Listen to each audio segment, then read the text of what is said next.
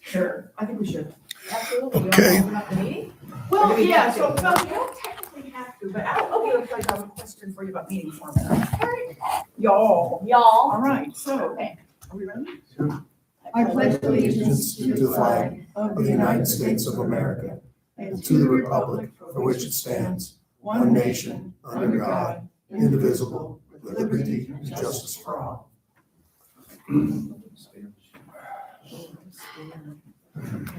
So, Okay, looks I good. have a question for you all, because we have three members of the public here. Do we want to open for public comment? We don't have to for a workshop, but I think if people would, I would. we should. Do you all agree? Yeah, can we? Yeah, let's Wait do a it. minute, can we? Oh, I'm just, yes, We can. I just, I didn't think we could. No, we can. so Okay. I've already, I told somebody, no, Who said that? Darlene. and she asked if there was gonna be, and I said, I don't think so. I didn't think so either. And I had, My understanding, I've asked Belinda this in the past, because this is like on my 8th year of coming to meetings. And I'll tell you why I know this, because at the board workshop for the budget, before I got on the board, and Belinda was here, and I said, are you taking public comment? Okay. And Belinda said, it's up to the board. yeah, I just said, I didn't say we couldn't, I just said I didn't think we were going So to. it's a board discussion. So, The only thing we I can't- think Darlene's listening, Okay, so if she come wants, on, Darlene. Come over. but yeah, Okay. Well, wait.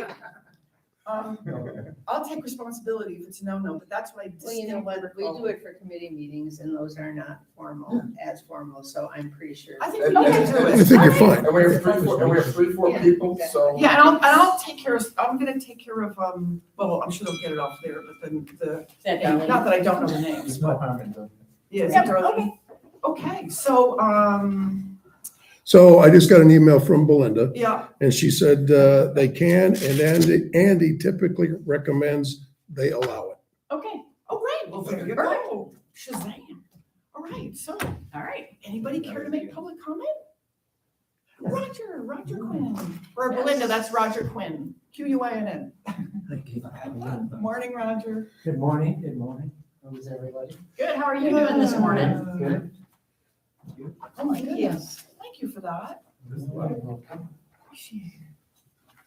Did I get two? I did. Oh, we go. Okay. I got Oh, one. here, I have two as well. Oh, I'll take one.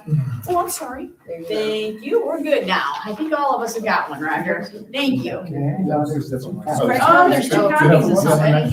Oh, I'm sorry. Now I Okay. messed everything up. No, that's all right. All right, there we go. Jill, are you gonna allow 3 minutes? We have one for Greg. Yeah, I think, So this one's Jill's. yeah. If there's an extra one, Greg does not have one. Oh, well, I think Greg needs it. I'll share with Cindy. Yeah, I think it would be good to know what 3 minutes is, but I think, we'll deal with it. Okay, Thank you for asking, Keith. I'll share with Cindy. Okay, there we go. Right, okay, fire away, Roger. All right, well, I'm here on behalf of every member in our community, especially Pam McCaffrey. Right. Big celebration of life was held November 23rd in this room and the big room next to us. The food, the service, the sound system, the pre-planning, everything went extremely well. Everybody was really happy with it. And then the bottom dropped out. Okay. 11/27, near the end of the month, Pam paid the invoice for the event. She paid with the credit card and was assured that all would be taken care of. 5 days after she was told that, they called her back and said they needed her card again. She came in, gave them her card, and was assured once again that everything was going to be taken care of. 12/12, the card was processed. 10 days after she dropped it off here, the card was processed for an amount that was different than the invoice. 12/24, her bank account was deleted for $8,373.66. She has now paid the River Club more than $16,000 for an event that was less than $8,000. So she is very, very concerned about the situation and has gone to extreme lengths to do something about it. Pam, after repeated attempts to meet with the GM, was always busy with conference calls and meetings, did not see her. 3 different times she attempted to get together with the general manager and didn't get any help. After that, she went down the ladder and sought to get help from people that really didn't have the authority to help her problems. The off-site financial manager made excuses for the lack of movement on recovery. The money was mistakenly taken from Pam's account. The bank numerous times blamed the processor for holding up the refund. Pam's daughter had to come here from Chicago to try and help her out to get through this. She was distraught. She was watching money come out of her account that she had no idea that they could even do that. Pam's account was finally reimbursed for $8,377 in early February, 2 months after it was taken. Thanks to the efforts and pressure exerted by her daughter, Dawn. I would request that the VCTD board craft a letter of apology to Pam and have a serious discussion with our new management company and remind them that responding to a resident's plea for help is a very, very high priority. This was absolutely ridiculous. Pam is beside herself. She's finally calming down a little bit, but 2 months Yeah. to get her money back. Yeah.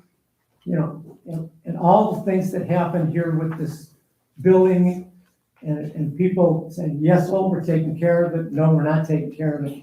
If you read through those documents, you'll see the distress that she was under. So this shouldn't happen. No, it shouldn't. It shouldn't. Yeah, it shouldn't. I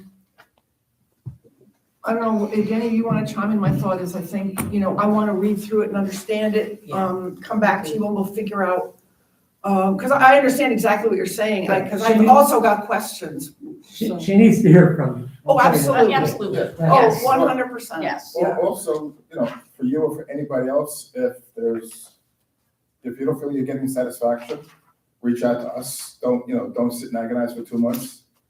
We could try to, see if we can help expedite resolution. So let me suggest, since I'm the Hampton liaison, let me get with Greg and get with you. We will sort something out coming from us, but I think I still actually have some questions like, was she reimbursed for the right amount or is she still out money? Because I heard a different There figure. are 3 separate invoices, none of which are the same for what happened out here. Okay, that's So Pam doesn't know to this day which was the right which one. is exactly the right one. Okay, let me get with Greg later today. I appreciate you sharing it. Okay, Thank you, Roger. thanks for listening. Yo, thank you for delivering it, Roger. Thanks a lot. Appreciate it. Do you have any of this? Well, actually, don't worry about it. I was gonna ask for it electronically, but I can scan it, so I'm good. Can I go? Yes, you can, you absolutely Do I have both can. pieces? Do you have both? This is wait, that's the agenda. Let's swap. Okay. Here you go. This is what you want. Okay, thank you, thanks. Okay, so that was, thanks again, Roger. Anybody else? Tom, do you have a comment or Pat? Yeah, go for it, Pat. Just following up on the severity of that, it's an accounting problem. Yeah, no. And it's serious. The invoices, I don't know, the statements are wrong. You try to address it, it doesn't get corrected. So that's all I'm gonna say. I'm sure you're aware. Yeah, okay. Well, just to add to that, I guess I'll just add to that too, because our January payment was not taken out in ACH, and when we got our February bill, it had our past due and our current. So even though we're on ACH and it's been being taken out routinely, it wasn't taken out in January. So just one more evidence of issues. and I got a bill last month. I didn't get one this month. I had to request it, and then my ACH wasn't taken out. Yeah, okay. Joe, one more thing. It was an interesting accounting procedure that the holiday fund was deducted after we got our January statement. Like I had my January statement and it had a carryover because they went in and charged the $15 in the middle of December. So like it was a retro charge? What kind of accounting is that? So Greg, you know, we work through Jonas. And I know that Hampton then uses some other software. I want to say QuickBooks, but I could be wrong about that. Are they aware that the data might not be feeding properly back and forth from Jonas? Is that where the issue lies? Or is it just a procedural issue at Hampton's corporate, like, accounting offices? I can tell you, it's not a procedural issue, it's an IT issue. You'll have another email coming out probably today, unless it came out yesterday, communicating that Hampton and Jacksonville has dedicated another person on site to focus on just the Venetian River Club accounting policies and procedures. Okay, Something that they have done in the past, and I heard this over a month ago, I think I shared it at a board meeting maybe 6 weeks ago or 4 weeks ago. They've set up a dummy account in the office in Jacksonville. okay. So they set it up like it's a resident and a member, put all the information in and send the billing statements to that account every month to make sure that they're going through or pushing through properly. Okay. They have been. Doesn't mean it's fixed here, hasn't been fixed here. Here's the anomaly. Things like Rich Goodman getting his statement last month, but not getting it this month. Why does that happen? Right, that's what I'm trying to figure out. I don't know, and I don't think they know, and I think that there's a handful of IT people looking on it, looking at it and taking a deeper dive. I don't think they know the answer. I think it's a combination. Okay, so I'm sorry, I didn't mean to interrupt you. That's I would okay. like to make a recommendation then that if you could take this back to Hampton, is that since we have this interface problem between their software and our software, and we know Jonas was working effectively under the old management, we didn't have any problems. I would like to make the recommendation that the billing comes straight from Jonas until they get this issue resolved. Let's back up the train a little bit and work through and say Jonas was working for us. I know you've got an interface problem. Stop with the interface, let's get it fixed. You guys gotta do all your billing through Jonas. I'll make that And- recommendation. Do we know the billing is coming from QuickBooks? I don't know Well, anything about this. It has to be, I'm sorry, Greg, go ahead. I didn't No, mean to interrupt you. you're spot on, and I think some of it also has to do with, there's like 3 or 4 different suspects in the problem. One of them is the transfer of information of the back office Jonas admin from Vesta to Hampton, and whether it has all been conveyed. So that's part of the problem. Firewalls, previous firewalls that haven't had their licenses renewed and upgraded have stopped communications in certain areas. Right. So, but to your point, if we can go back to the Jonas and just have it done right during the transition. Correct. Good solution. Well, I Yeah. think, I just want to finish real quick, it's because I was thinking about it over the weekend.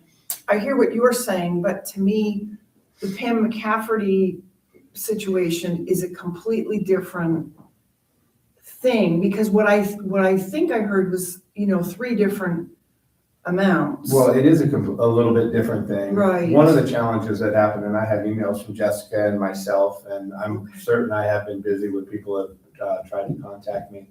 Yeah. But I know that was paid on-site via credit card. Yeah. But then it was automatically deducted Right. the following month because it wasn't backed out and said it's being. Which should have happened here. Well, it should have happened when we swiped the credit card. Exactly, yeah. Swipe the credit Okay. card and then zero balance due, it should have been ACH. Right. And then I know that the initial refund that was offered from Jessica was blocked by the financial institution because it was suspected of fraud. So I have an email from Jessica saying, I'm sorry, this has been delayed. The bank put a block on this, it's suspected fraud. So, but there's no excuse for it to have somebody double billed. I Right. was here the day the young lady came in and paid with a credit Right. card and swiped. So why it was billed the next month, I don't know the answer to that question. Well, and Or why it what, wasn't automatically what blocked. horrifies me is the fact that being out $8,000 in your checking account. Yes. That should have been remedied, I don't care if somebody had to manually cut a check and deliver it to Pam's. Absolutely. Agree, door. 100%. That should have happened That day. immediately. So the fact that that part went on and on and on, and I would have not been as quiet as Pam was, actually. Yeah. I probably wouldn't have been Because either. some people don't have that much money in the bank. Yeah, in the- right. No, that's right. So they could have bounced their mortgage, not Yeah. knowing That's right. that Bills, this other bills. happened. I mean, power the consequences could have been pretty Utilities. significant. Mm-hmm. Fortunately, it appears that it was just aggravation, but not real consequences. Yeah, that should have been cut that day. But also, what I said before, besides me, I got 5 other people told me that they did not get ACH'd this month as Yeah, well. I didn't either. So, See, that's not the, and that's not, and I don't know,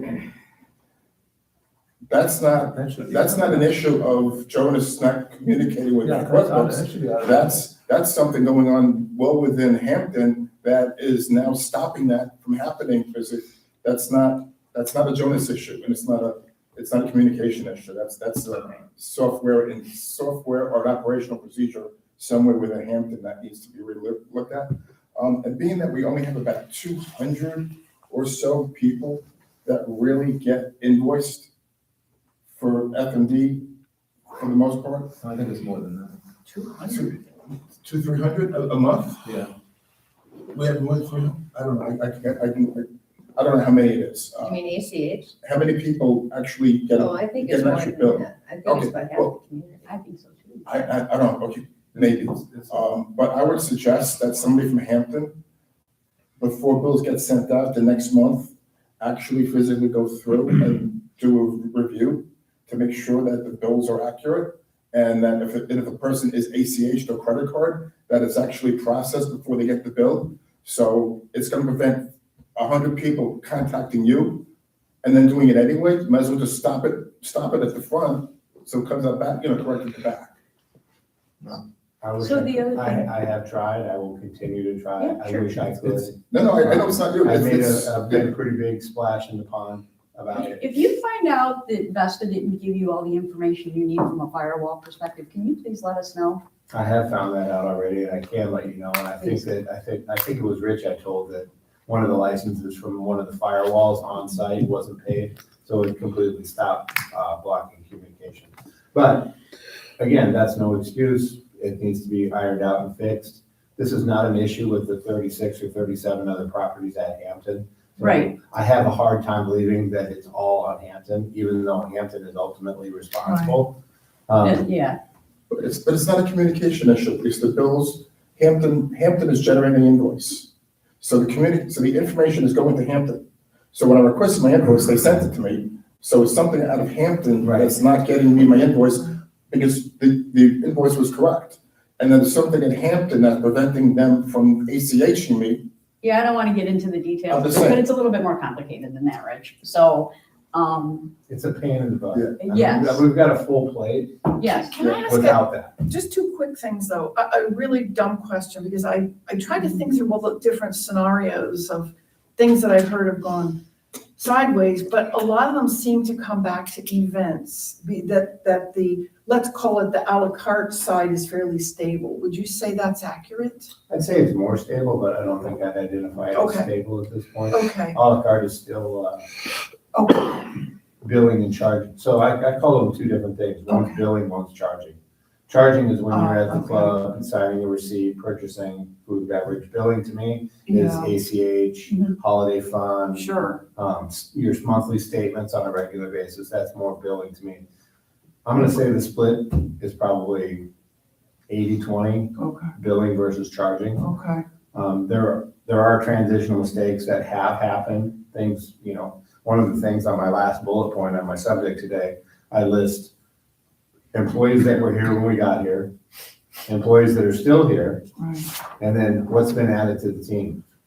And there's more new employees than there are existing employees. Yeah. So during that transition, you're gonna have mistakes. The good thing is those things can be addressed, but that's not what we're talking about, like with the double dip on the ACH payment, right, or not receiving your statement. I understand that, Or, yeah, so yeah, so the challenge for the new GM to come in is say, okay, if it was one problem, easier to fix and address, but it's not. It's a little bit of this and a little bit of that, a little bit of the migration of the data where people aren't even able to charge. I've had people sit down and say, I can't even open a check because they've been blocked. Yeah. Because when the data was migrated from Club Essentials to Jonas, if everything wasn't 100% correct, they had to go and get a new password and a new sign-in. Mhm. So that was a couple of Black hundred ones. times that, even that, so that's just one more little, this isn't working properly.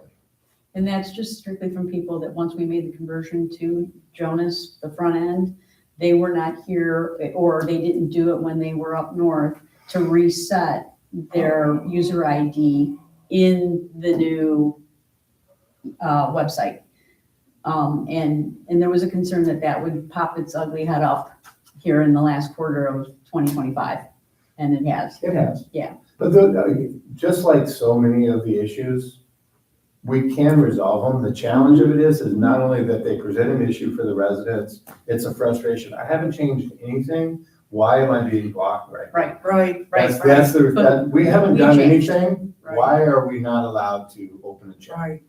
And then that's when it took me a while to figure out, oh, there was a migration from Club Essentials to Jonas. Mhm. And so I didn't know for a month what the answer to their question was. But each thing, when people aren't getting their statements, to your point, Rich, you can go onto the website and call it up and look at your Right. statement, but why isn't it being delivered to your inbox? Right.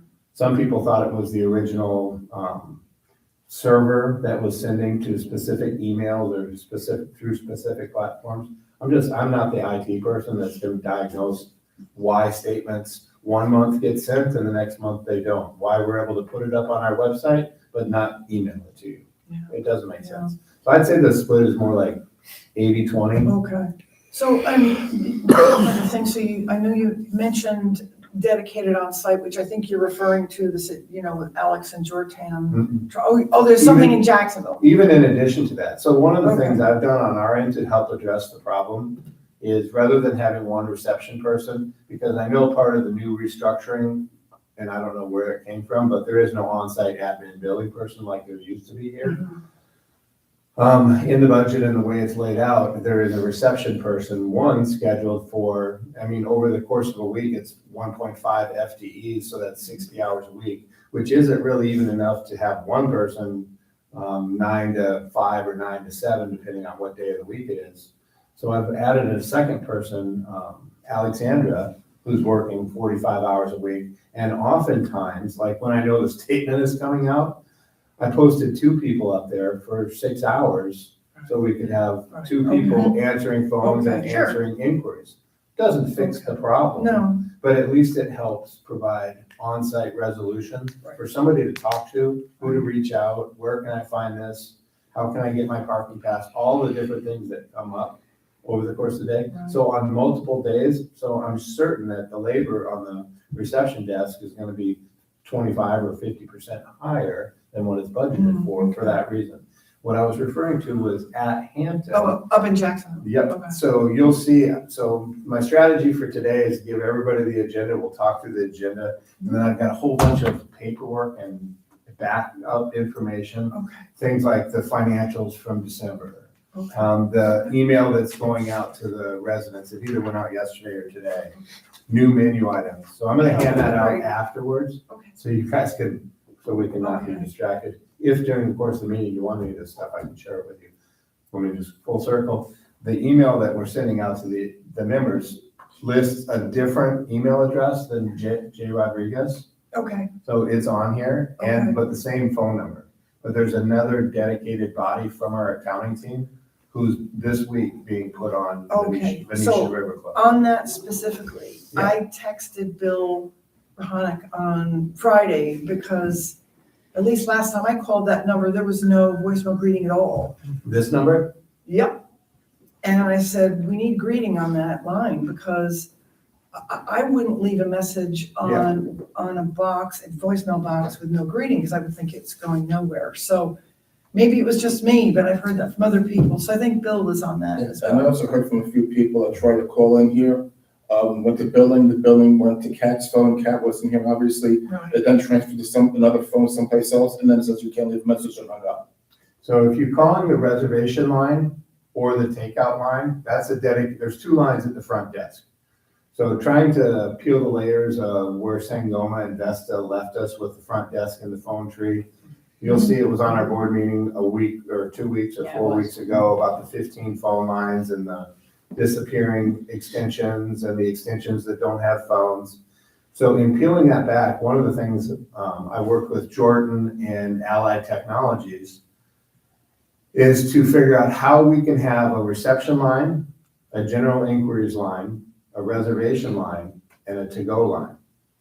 Because if you break it out on reception and general inquiries, you can leave a voicemail.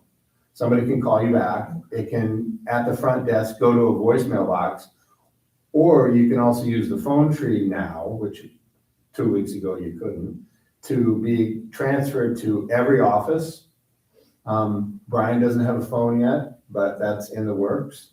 And Ray doesn't have a phone yet, but that's in the works. But Kat's office, Matt's office, my office, the to-go line if you want, you can be transferred to all of those and leave a voicemail.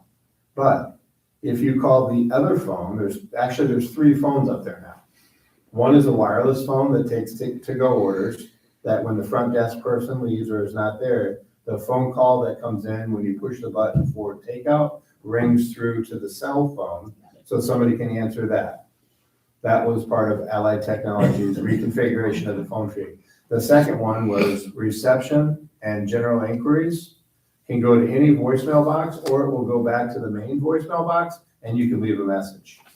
But the thing that we had to get away from is people leaving messages for reservations and takeout food. Yeah, Right, absolutely. right. We've had in my first 60 days, more than one occasion where we had like 18 people show up and say, Yeah.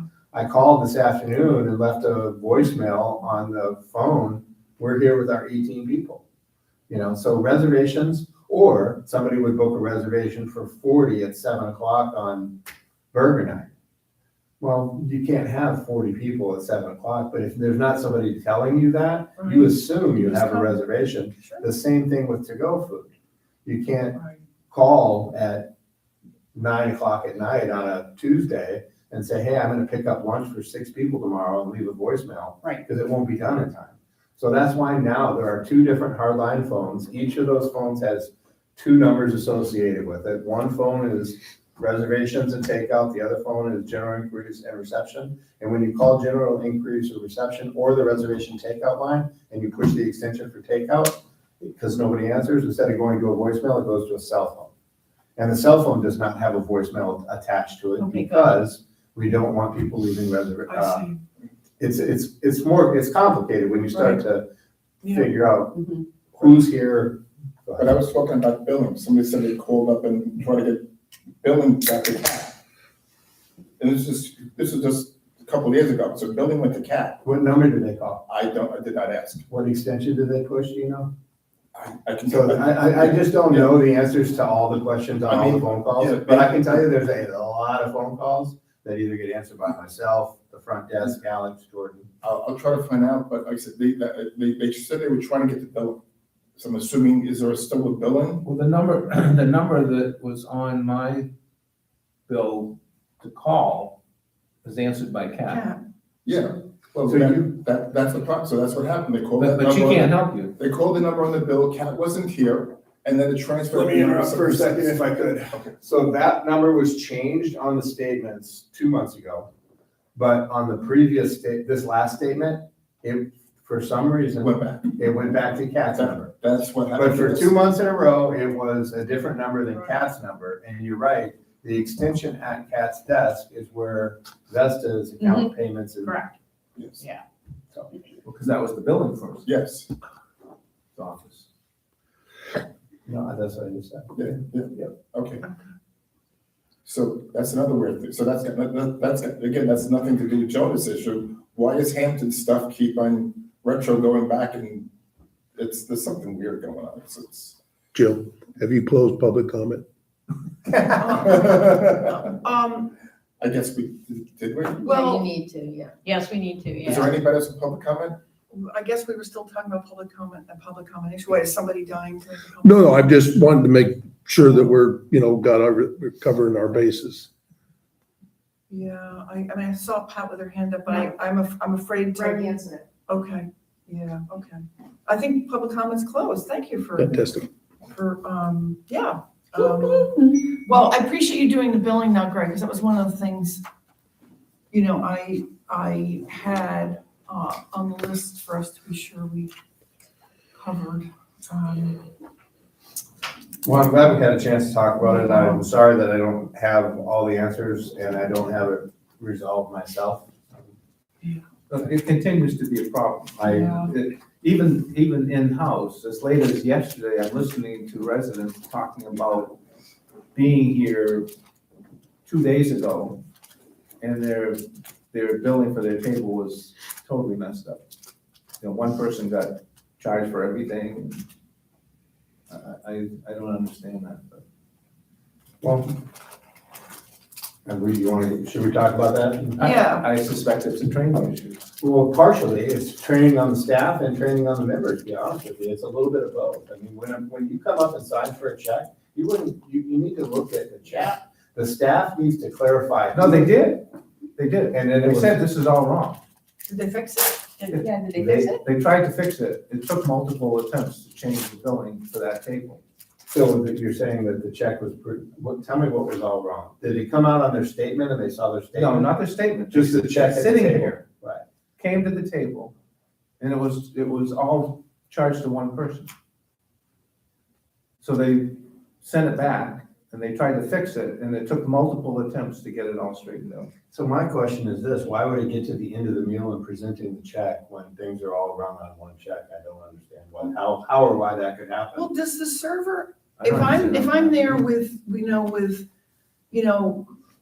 8 of my best friends and my husband, does the server, it's a training, well, not a training question, but a procedural question for the staff. Do they say, am I putting this all in one check, or, shall I bill you separately? Or, should we do this separately? Is that asked at the I wish I start? could tell you they say it every time. It's coached and trained and taught that they should do that every Yeah. time.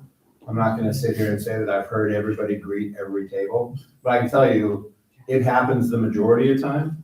That's what the training is about. That's what we've been talking to them about. That's what we've been working on with them about. One of the little idiosyncrasies that opens up the door for mistakes is when, let's say you have a table of 10 and they want 5 separate checks, 5 different couples. Right, So it sounds like, oh, just open up a check for 2, open up a check for 2, open up a check for 2, open up a check for 2. But when you do it that way and you send 5 separate checks into the kitchen, Yeah. there is a loss with the kitchen being able to pull and unified and table. Yes. notice we've got 5 separate checks. But they're all one table, so all of these deuces need to go out at the same time. So the directive, the SOP, the way it's always been, and the way it is in most restaurants is a table like that will get opened on one check, sent to the kitchen, and then a server has to manually take 2 people, these 2 people, and put it on that check, these 2 people, and put it on that check, these 2 people. That way, when the kitchen gets the check, it's called a chit. In the kitchen, it comes up on the printer, it'll have the 10 people on one table, and they'll put out that table at the same time.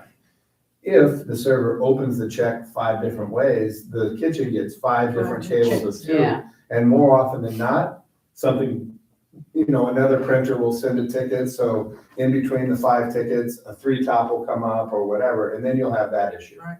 So it is a training issue, it is a communication issue, but most importantly, and I want to hear what you have to say, but most importantly to me, it's at the end of the check, at the end of the meal. Just like you and I actually changed it in the rules and regulations. Instead of being entitled to see your check if and when you want, I'm asking that not only the servers present the check to everybody and say, Mr. Smirnoff, can you make sure I got everything right here? And sign it. Yeah, they should. Look at it, everybody, but it hasn't been the case. The majority of checks, even today, but 4 weeks ago, are not signed. They're not signed. It's left to the servers, most of which have been here less than 60 days. And I'm not making excuses. I'm just saying it is an onboarding, it's a training, it's getting used to the system, it's identifying. But there's one little step in the process that could make so much of the charging issue, not the billing issue, go away. And that is, before you ever sign for anything, And if we can make it, just before you leave, Yes. can I get my check? So a lot of the issue then really boils down to is the server needs to remember to close out that chip that went to the kitchen. So it doesn't get charged to a single resident.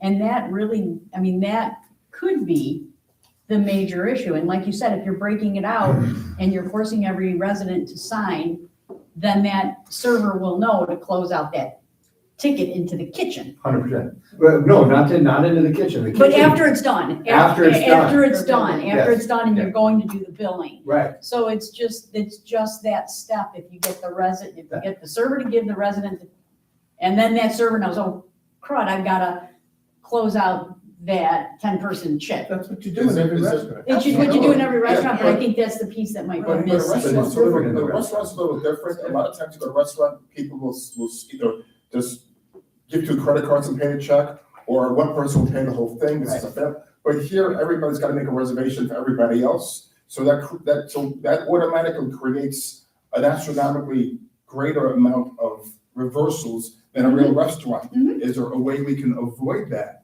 You know, is Tell there me one something? restaurant, anywhere, any place that you can get up and leave and never see a check, never sign a check, never look at a check.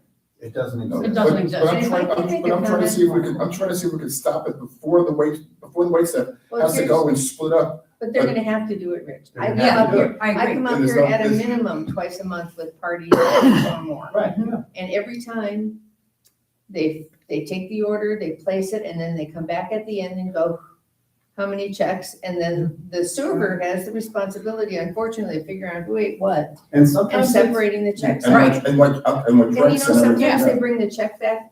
No, I have never been with anybody who doesn't look at their check, though, I will say. Because we'll look at it and somebody will go, oh, you know what, those drinks are hers.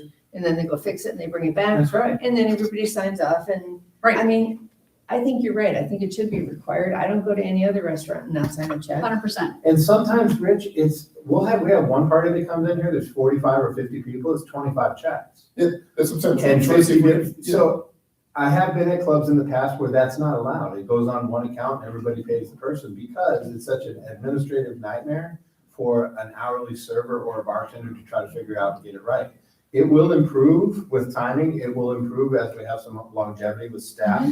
But as long as the system, as long as the SOP allows for 25 or 15 or whatever that number happens to be, individual checks, we open ourselves up to discrepancies. And a lot of work. Absolutely, and a lot of work, and a lot of work. A lot of work, both at the point of sale service, but on the back end when there's mistakes. Mhm. This is why, and I don't think there's a one size fits all for a fix, but I think something that will help tremendously is if it is a policy standard, Mesa Verde Country Club in California, if you disputed a check, the only way you could do it is if you had a signed receipt. If you didn't have a signed receipt, our CFO was a battle axe.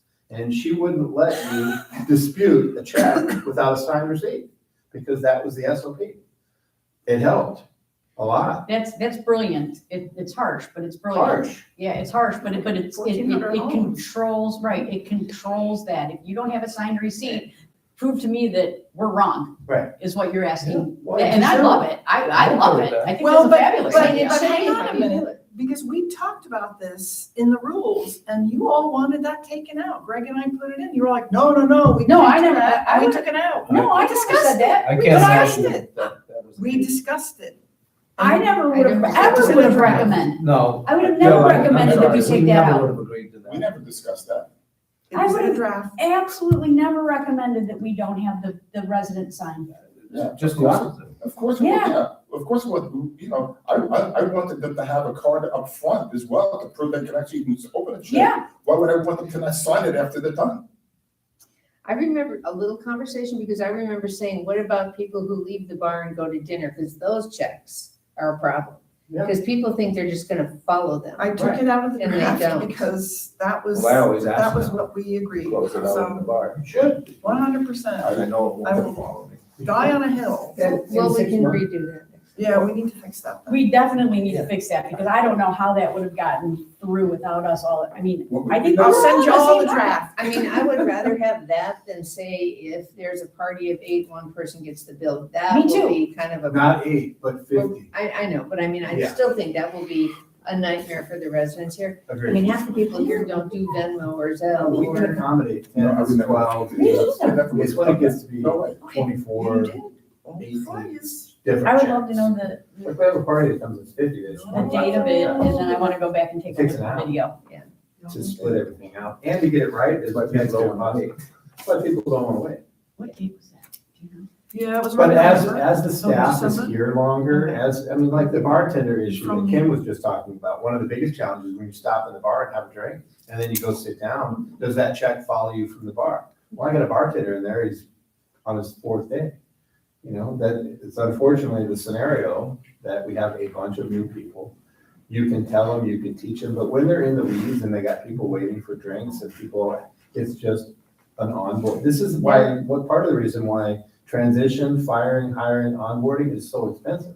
It's not just about the labor, it's about the mistakes, it's about the. It is confusing, I agree with that, but in the bar, the one thing I've given them my number the minute I order a drink. Yeah, perfect. So for that reason, if I go to dinner and forget to sign off, I know that I put money in the tip jar. I Yeah. know that it's gonna get sent to my bill, and I go back and I match my calendar to Sure. my statement to make sure. And you that- should. And my statements have been fine, and I think, I know it's a problem. I think the vast majority of people, the billing is correct. It's not, it's not 80% wrong, 20%, it's the opposite, but we have to fix it. 100%. And I think the training is a big part of it, and I think it is our responsibility. I never, except for the bar, if there's one drink, I never leave without signing Yep. and checking my bill. Right. And I don't understand why people would. And that's why also, that's also right now, especially with all the new staff, if you show your card, it makes sure that you really are a resident, you really can charge, you can really order a drink. And then if you forget to do that, like when I first moved in here, it was like a Friday night happy hour thing, and I barely got a drink, I had dinner reservations, I was waiting 30 minutes to actually check out, and I couldn't check out, so I walked into the front and walked into the dining room, I was not late for my reservation, and I said, I ordered drinks over there, but I couldn't check out, so I'm just letting you know that I need to get a bill. And that of course came in wrong, but you know, this is years ago, but yeah, it happens, and I can say that, but if we capture people's number up front, at least we Yeah, can. this is, Yeah. and years ago, I mean, hell, we don't have to go back years to find examples of this. I can go back 3 months ago, I can go back 3 weeks ago. And there's just not enough employees to staff the tiki bar, the La Sala, especially on events. So we've got people that are here on 3 days or a week. And then what I said earlier, this would be a bad enough issue and a challenging enough issue if we didn't have all the other billing issues and statement issues and double withdrawal issues, and all of those things make this issue even stand out worse. Don't hear me when I say it's not it is being addressed. It is getting better. I think Cheryl just said, it's more like 80% is, 80 to 90% is right, but that's still too many mistakes. It's too many Yeah. mistakes. It is, it's It just, I want to say one last thing, and then but is that, I believe the board does need an apology to Pam McCafferty. I think that at the highest level, Hampton needs to apologize to him, because formally, and yeah, something needs to be done. That one to me was I think pretty Hampton, egregious. I said board Hampton. Well, she wants something from the board saying we acknowledge that it happened. So I know, I think- I know Jessica did, I know I did, but we can actually take it to another level. Yes. Yeah. Yeah, that would be great. That Thank to you. me is a big deal. That one Yeah. showed, like I said, as a CFO, I would have manually cut a check and walked it to her door Absolutely. and said, gosh, I'm sorry, that's a lot of money, especially for someone on a fixed income who's just lost a partner. Right. Right. Who might have really gotten toasted, so yeah. Yeah. Agreed. Absolutely. I'll All right, so, billing. Okay. Trey, do you want to go through your, His agenda. Can I, Tell before them we do, ready for a break. It's only been 45 minutes. before we do that, being that I asked to have, can I just ask a policy question? It's my understanding that as supervisors, actually even as a resident, we're all allowed to ask Hampton for information and get it. And especially as a supervisor, Bill said if you want to report, you should be able to get it. Well, so I found out a few weeks ago that the preliminary financials came out. And Ken thankfully was going through and looking at them and whatever, but I asked for a copy of the preliminaries. Greg did send it to me, so then I asked Jamie, and they go, it's not our policy to send out preliminary financials. I go, but if Ken has it, we should all have it, because no one supervisors like to have something that the others can't have.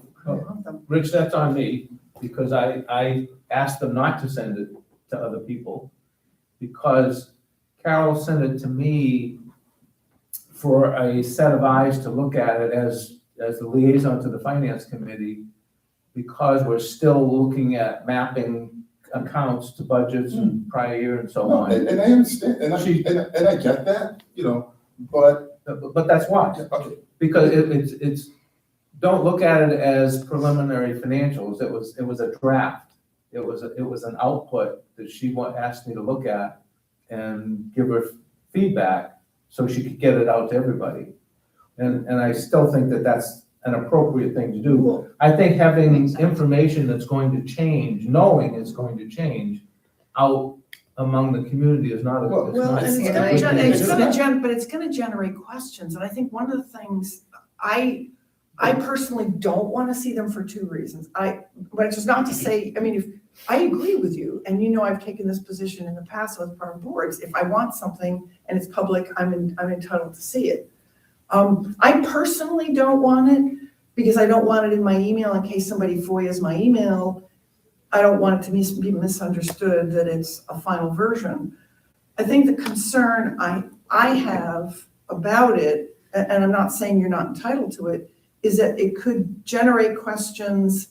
It doubles the work. It doubles the work. That's what I'm getting at. So You get that's my questions only from 5 concern. people. Exactly. Right. That's my concern. I really think wouldn't wanna that's see a not working published document. report. That was a draft. It's a working That document. Ken was, It's a it's a work working paper. document. Yeah. And so I would say that to me That's makes a all. lot of sense. Rather Once they're than sending it to published, 5 people. everybody gets getting it. well, they don't have to information. send it to 5. I asked for it to send it to the one. I'm not saying they have to send it to everybody, But you're not the finance liaison. In my opinion, that's Ken's job as the Finance and Reserve Committee liaison. And then once he's comfortable with the mapping, then we all get it. Then we can go for it. I mean, to me, that makes sense. Otherwise, you generate, she's not gonna be able to publish my anything, word. because she's gonna get 84 questions from 5 different people. I wasn't asking questions, I just wanted to see it. But do you understand why? Yeah, even as a CFO, I never would have released draft reports, because we're trying to figure out if everything mapped to the right part. So let me ask you this, what would be the purpose of seeing a draft document if you just wanna see it? So I can start getting some idea of what's going on, because this weekend I had no time, and this stuff came out at 4 o'clock on a Friday, Mhm. yet again. But we're not discussing that today. We're discussing Yeah. it at the second meeting of the Yeah. month. I guess my question would be is, Well, if you're not gonna take any action with it, okay, sorry. No, it's okay. If you're not gonna take any action with it, I mean, I understand where you're coming from, I do, I really do. And then the other thing I asked for, I was going through Jonas, and I saw that a lot of things weren't getting charged, a lot of events. So I sent an email to asking, I said, can I get I asked for some information, and then the answer comes back, well, you're working on it, I'm not entitled to it. I'm That's sorry. not what you, so I gotta interrupt you. Well, I don't think that's what he said. That's I not what got I it said, from it's not what I said email. about your No, no, first no. inquiry either about, I sent an inquiry to Greg and he said, yeah, I couldn't have it. We had 2 or 3 email exchanges back I and saw forth, and them, I yeah. explained to you that you couldn't have it because I was directed by another board supervisor and the CFO. Let me just finish, I want you to hear me. I'm listening. And I was directed by the CFO of Hampton not to release these out. And the reason I copied Jill in to find out, does she want me to release these out? It's not so much that you ask, it's the aggressive, the demand, let me finish, please. The demanding, I do this and you need to do this and you need, but I'm being told by other people, including my boss, not to do something. So the way you framed it made it sound like you sent an inquiry to me and I just said, you can't have it. That's not true. We had multiple emails going back and forth. That's when Mr. Smyrna jumped in, Carol jumped, Smaha. He'd like to be Smirnoff. He'd like to be That's when Mr. several Smirnoff. people jumped in. And I know that you even like this last inquiry. not Smyrna. Smyrna. But you wish it was. Ken, just Ken. And then this last inquiry, you frame it as, I just asked for Greg for some information. You asked for an audit of every event and expenditure dating back to November first. I did, You did. I asked for listening. No, you want, I don't want to argue with you about the semantics of your email. I have the information that you requested. I brought it to the meeting. It took several hours to come up with it. I have more emails and correspondence with you, Rich, than all the other board supervisors put together to a factor of probably 5. So there is no reason you can't have information. And when you ask me, I try when I can, as much as I can. I would need a personal assistant, honestly, to respond and reply to one email. You asked for 85 reports. Just let me finish. And when I you can't told, keep. and when you told me keep up. that, and when you told me that, I said, I did not realize the way that Jonas was set up that way. And I said, and what did I say? Do not do that. If I could And just, then what let me did I just do? finish my I sentence figured I and had my to do it thought. myself, and you provided none of them. Let me just finish my sentence and my thought. I continually and continuously will try to provide you with the information you request and ask for. There is so many hours in a day, and if everybody was asking for that information, I can't say no to them if I do it for you, but the amount of time, effort, and energy to gather backdated information, which in the big picture of what this really club is and how much money we spend and what's the subsidy and the confusion and the transition process, that really is a back burner item. So I know you feel like I'm not responding or giving you all of the information that you asked for. I can't. So I just want to frame it in that way. And the last thing I'll say, I know your intentions are good. I believe you have a kind heart. I really do. Even when you and I butt heads, we get to the end of an email and say, hey, we're on the same team. I didn't realize that my last email requested 85 reports. I don't think you realize that. And I don't think you do it in a way that's intentionally like, I'm going to bury this guy for the next 3 days. But that's what happens. Not trying to do that, but I know you don't. Yeah. I don't feel like that. And like I said, when I go through Jonas and I see that several events are not charged out, and those are only the events that I know of, I wonder if other events are not charged out, but I don't know what the events are. Rich, you even went through Jonas and went back to 2024. How many beers were given away with Burger and Brews during a certain time frame? I mean, we're talking about $1,300 from 2024. It was not, that was not the money, well, I thought, okay, that was, I misread how Jonas was set up.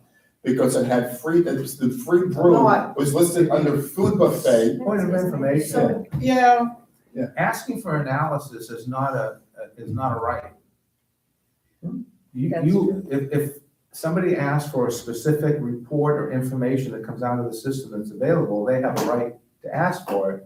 If they're asking for analysis to be done, that's not a different. given right. well, And I think Belinda Well, will confirm that. but I'm gonna jump in the middle here because, Greg did ask me, and I'm not sure on that one, Rich, because I did get a copy of the email and I probably just violated sunshine saying that, but, I saw it and I think, to be fair, you were, if I remember correctly, I think you were looking for a list on the event Just a thing. list of events. However, here's the tricky bit, and this is where Greg and I talked about it, and I thought it might be better if we talked about it in connection with today's agenda, because it started to generate questions where Greg said, well, what do you think constitutes, what would you think constitutes an event? Because there's, different types of events and things that are considered events, and then it starts to generate Well, I a said, fatter list of but things. I said private events, so it's not burger night, I said private events. I said, because I was looking, because I said Knights of Columbus was not invoiced. Right, Liquor was, but the food isn't. so I think. So if nobody's going in, so if I can't ask for that information and nobody's going back to look, we're losing revenue. So Knights of Columbus came in here, and that's like group of people, we spent $4,000 of the community's money got spent out of here that we didn't collect, and we're paying a subsidy on it. So I can't ask for that information, so I should just sit here and say, okay, that's fine with me, I can't ask for this, I'm just gonna leave it.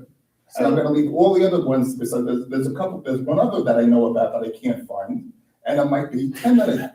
I have a recommendation. Yes, please. So, we all have our lanes, right, that we're supposed to be in as liaisons. Would it make sense that when you identify that, you send it or you talk to the chair of Finance Reserve and say, would you please take a look at this? Because I don't see that the charging is happening.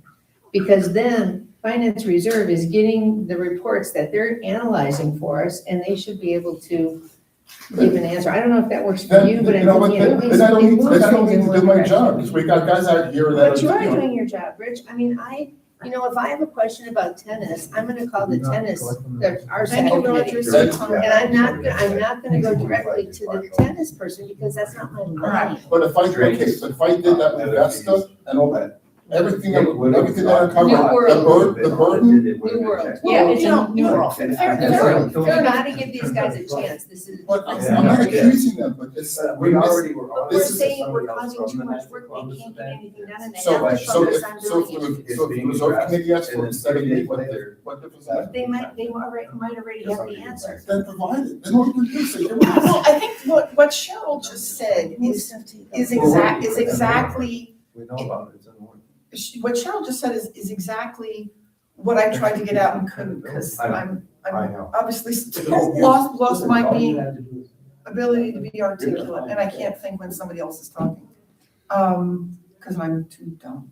But I think that's where I think maybe we can get some order from the process, because somebody else may have asked for the answer, and it's one of the reasons why I wanted us to, and I'm gonna take full responsibility for it. I said to Greg, maybe the thing to do is recommend to Rich that we just talk about it this morning, because you're right, you have every right to ask for information.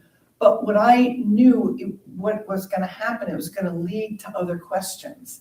And so that's completely on me. I take responsibility for Well, that. I guess my take on it is, I'm not opposed to you asking and getting the information. What I'm slightly opposed to is putting Greg and the team in a position where the analysis piece continues to go on and then the follow-up questions start.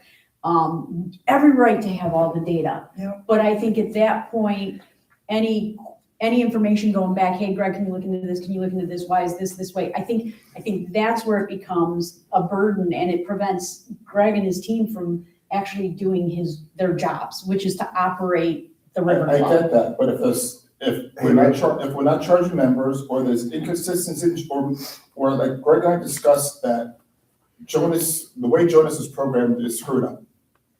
And it's taken him 3 times more work to figure out where the mistakes are than Rick. So, for example, I misread the Jonas report because I thought that we were not charging for hamburgers. Greg explained to me, no, that there's a line in the thing that's called Burger Brew. Yes. But it's listed on the member buffet. So the brew is, but we sold 101 hamburgers and only 45 brews. So, But this is, we're talking about from 20. no, it was last week. But I understand, even if it's $50 or $100 missing, I'm gonna just shift gears. Okay, can I finish? Let me just finish. So I looked at that, so there's a discrepancy, so are those all brews? Did people get alcohol? Did they get wine? Where did it go? And then on an inventory schedule, if we're not listing what those people ordered, and it's not Jonas as ordered, how do we know, how do you keep inventory for 110 drinks every week that are going out but don't show up anywhere? So how do you keep inventory? Good question. Those are questions I have, Yeah. but now you're telling me I can't look into it and I can't Well, ask. I think what you should do is you should ask. You should ask the Reserve and Finance Committee and tell them you want to know how that's done, so that they should have a direct line on who they talk to for finance, but that should be that lane. I think we just need to do that. Like if I have questions about RSEC, if I have questions about facilities, I'm not gonna call your facilities people. I'm gonna call the chair of your facilities committee and say, what's going on with Right, this? I saw Mark. And I think you have to, if we don't, wait, Rich, let me We got finish. guys going out here doing bocce Rich, courses. let me finish. If we continue to do this and jump over everybody's lanes, we are never gonna get anything done. But it's got to be more coordinated. And in order to coordinate it, and if you go through the Reserve and Finance Committee and you've asked a question and you don't get a response, then you bring it up at the next supervisors meeting and say, Yeah, that's I need a gonna take response on months, so I this. gotta talk to them, they have to have a meeting, review it, it's gonna take, So, you know. no, it's not, because you're gonna allow them to coordinate, but you're gonna allow them to coordinate the response. You only meet Right. once a month. Yeah. Right, but you're gonna allow them to coordinate the response, and if they say to you, this is not something we look at, then I think we say, then you need a special report, but maybe you come to this group and say, I just think it needs to be more coordinated. He's never gonna get anything done. So real quick, let me just, like the Columbus, the Knights of Columbus. You are a crusader for our residents and our members.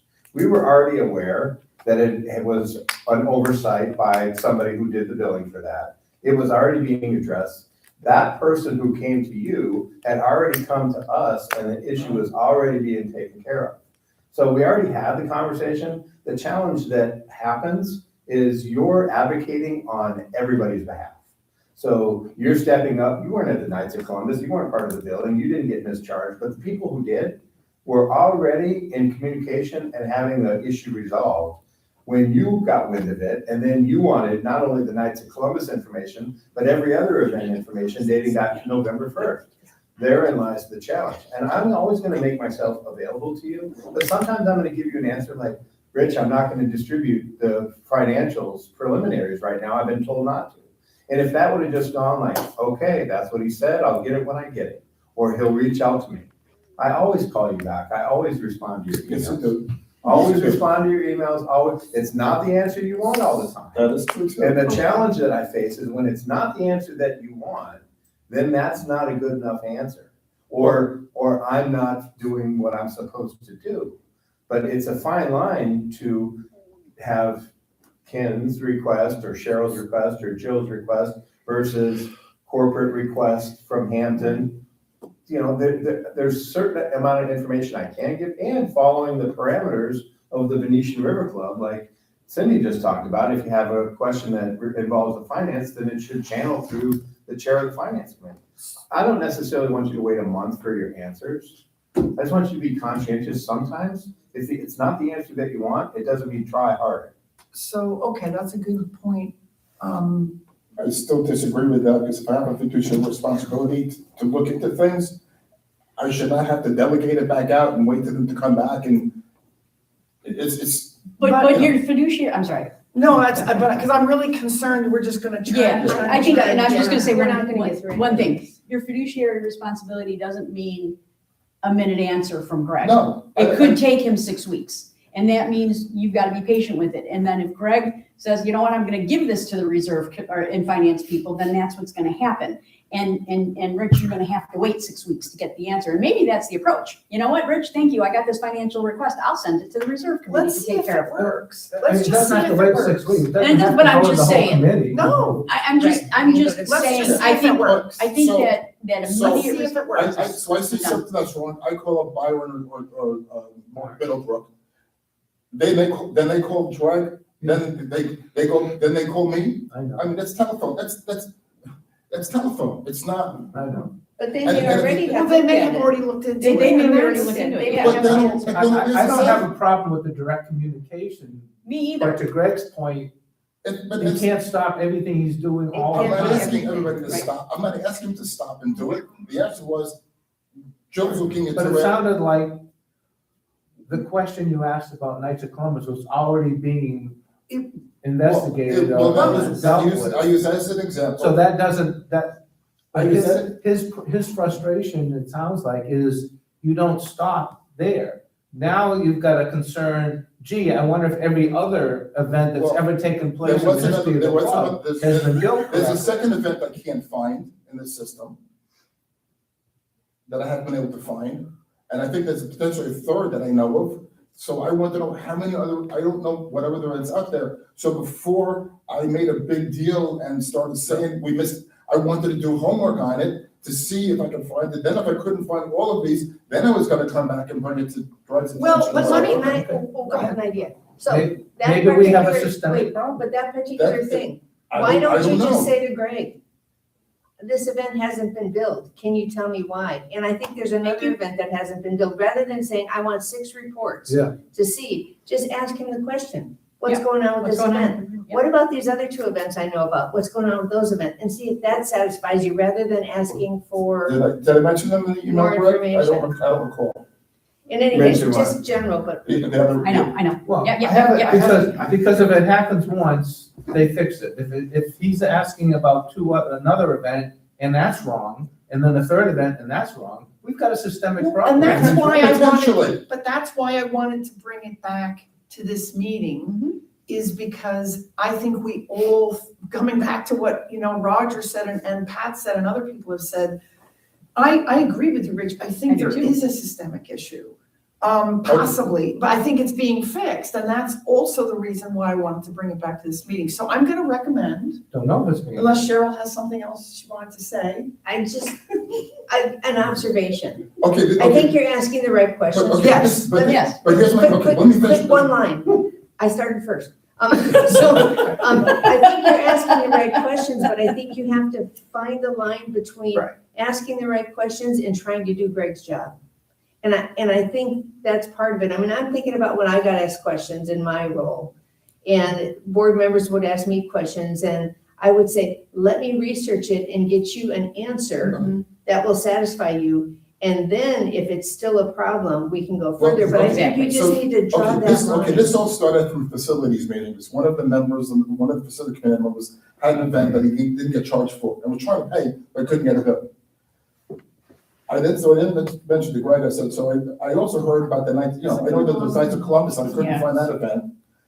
And then at the very end, so I said, we need to confirm if we're capturing all the revenue. And it also affects cost of goods and sales and all that. Sure. And then I said, please look into that and then provide me with a list of all private events. So I said, I asked him to look into it, but I didn't get an answer. But maybe instead of providing me a list, please look into it and please check other private events to make sure they've been charged correctly and Yes. let me know. Well, And let me You know. don't need, if you got it. there's a fine line, Rich, about what we ask for and how much work we ask for, but Well, can to you have take a him, break? to have him, Take a- to Yeah, have I him got create the you. list and then check them all out himself Can we take a break? is more work than just getting lists and. Well, check it. again, this is where I'm gonna jump in and say, as the Hampton liaison, I took responsibility to say, you know what, let's discuss this broader issue. Yeah, And so that is 100% on me.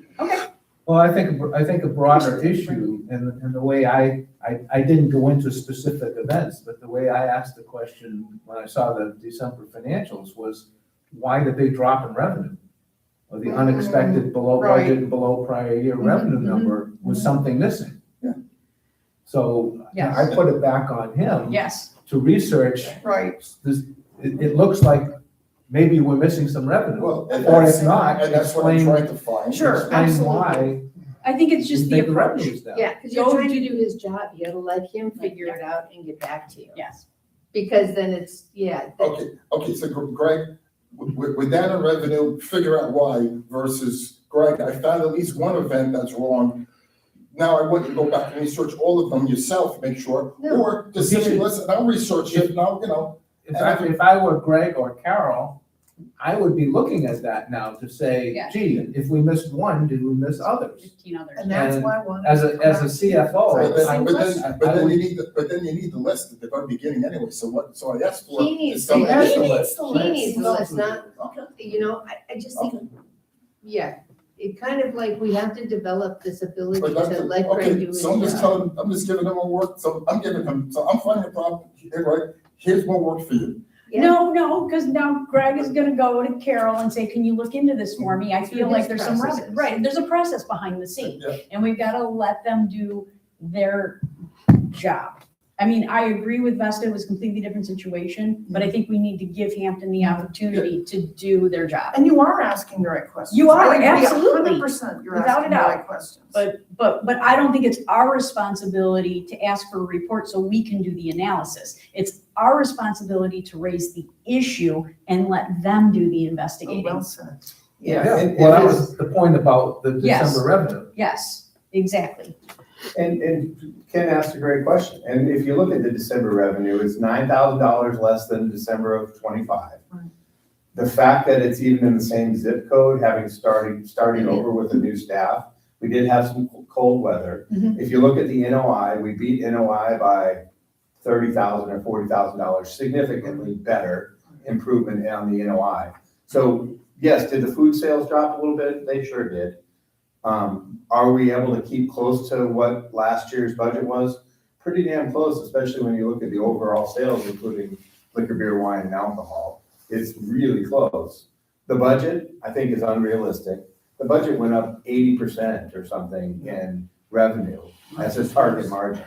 I mean, it went from like, or maybe 50%. It went up very, very high on the budget That's number. right. But a budget number is a guess.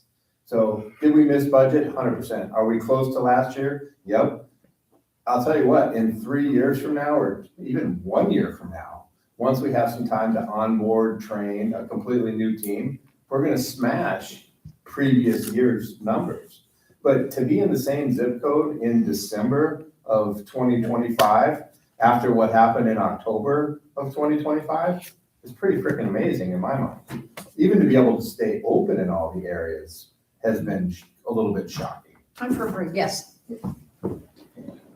Thank you.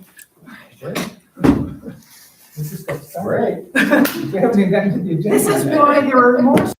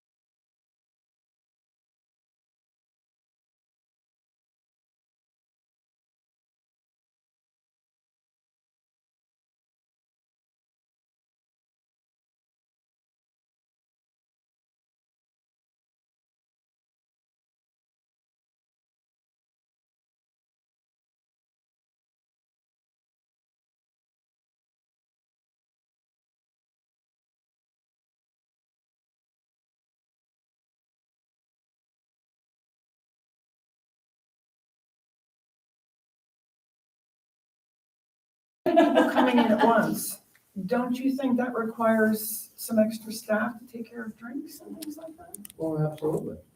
Because it does, because I guarantee you, if Tom and I are sitting there and 50 people walk in, I'm gonna find my server and say, get over here and take our order right now, because I gotta wait for 50 And we were even people. told that to get to the pasta line before the Brackout groups come in. Well, but my point is, because I'm guessing I might be the person on the board with the most F&B experience, is there is somebody pays when a group of 50 comes in. Somebody's experience is gonna pay for that. So do you need extra staff or? But here's the thing, he needs to staff to it, but that reservation is made ahead of time. And it's really, That was made the day It's before, really- actually. well, she's been trained. But it's really 5 tables of 8. Yeah. Or 4 tables of 8. It's And one whole server. if they made, I but if they get made that, but 25, you know- if they made 25 separate reservations, you'd still need a server to handle those 50 people. Right, so I'm trusting that if that party comes in and you have advance notice, which I think Barbara's been told how far in advance she needs to know that, that you can staff the servers and things will be, And there has been times where we've had dedicated buffets for that group, so it doesn't interfere with the reservations and the rest of the room. So that's, it is a pretty darn clear line between a member event and a private event. But I guess the distinction gets blurred sometimes when there are private groups within member events. Maybe reservations is a private group. Yeah, but they're asking for If it's a- something if it's a- different. if it's a If regular they're night, asking for if it's something an urban outside, night, It's something Pasta that's night. prime The rib. non- ladies ask for something. It's, the way, and they're- the way they're that, I'm part of that group, so the feeding way off that the happens is she just same makes menu everybody reservations else. with everybody's names, It's and not we a all live here. private event. We're not- Okay, then that's not a private event. It's not a I'm private just event. saying- If she's not asking for anything different, If you're and you're gonna be served the same way everybody else is gonna be served? If you get Okay. if you get separate food, it's a private event. If you just a bunch of people that all live here, Yeah, that's not a private event. Great. or Agree. even if I have my family come here, and I take, 20 people Right. who don't live here, it's all family, it's not really a private event, we're just eating. Right, Let's yes. let's not get too tangent on this. I Yeah, think no. We do a pretty damn good job at You do, classifying You do. private events. you do. It's just a bunch of members wanting to come at the same time. There's In this nothing wrong with that. particular instance, yeah. I'm gonna talk about that in a little bit Okay. and kind of a solution for some of the other challenges that the reasoning anyways, I don't wanna go down that rabbit hole until we get there. Why don't we, because I appreciate how you put this Yes, together, but I I do wonder if we don't go through some of the items first and then at the end, talk about what the elements, if there is a, sort of example, a vision statement for the club, separately from the strategic plan. Should we just dive into logistical stuff? We can do that, except for the caveat, and this is why I put, that first. Is because as we go into the rest of the conversation, Mm, I want you to consider What we are.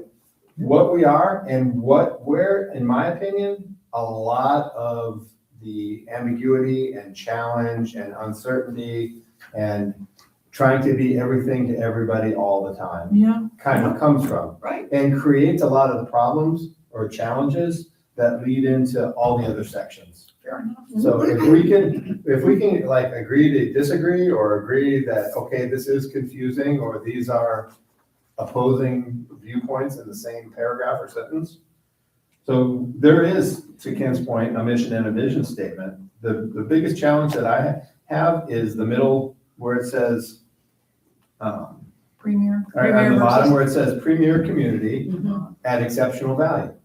Add exceptional or versus exceptional? Well, it No, represents exceptional value. You Right, can't, those two are Represent opposite.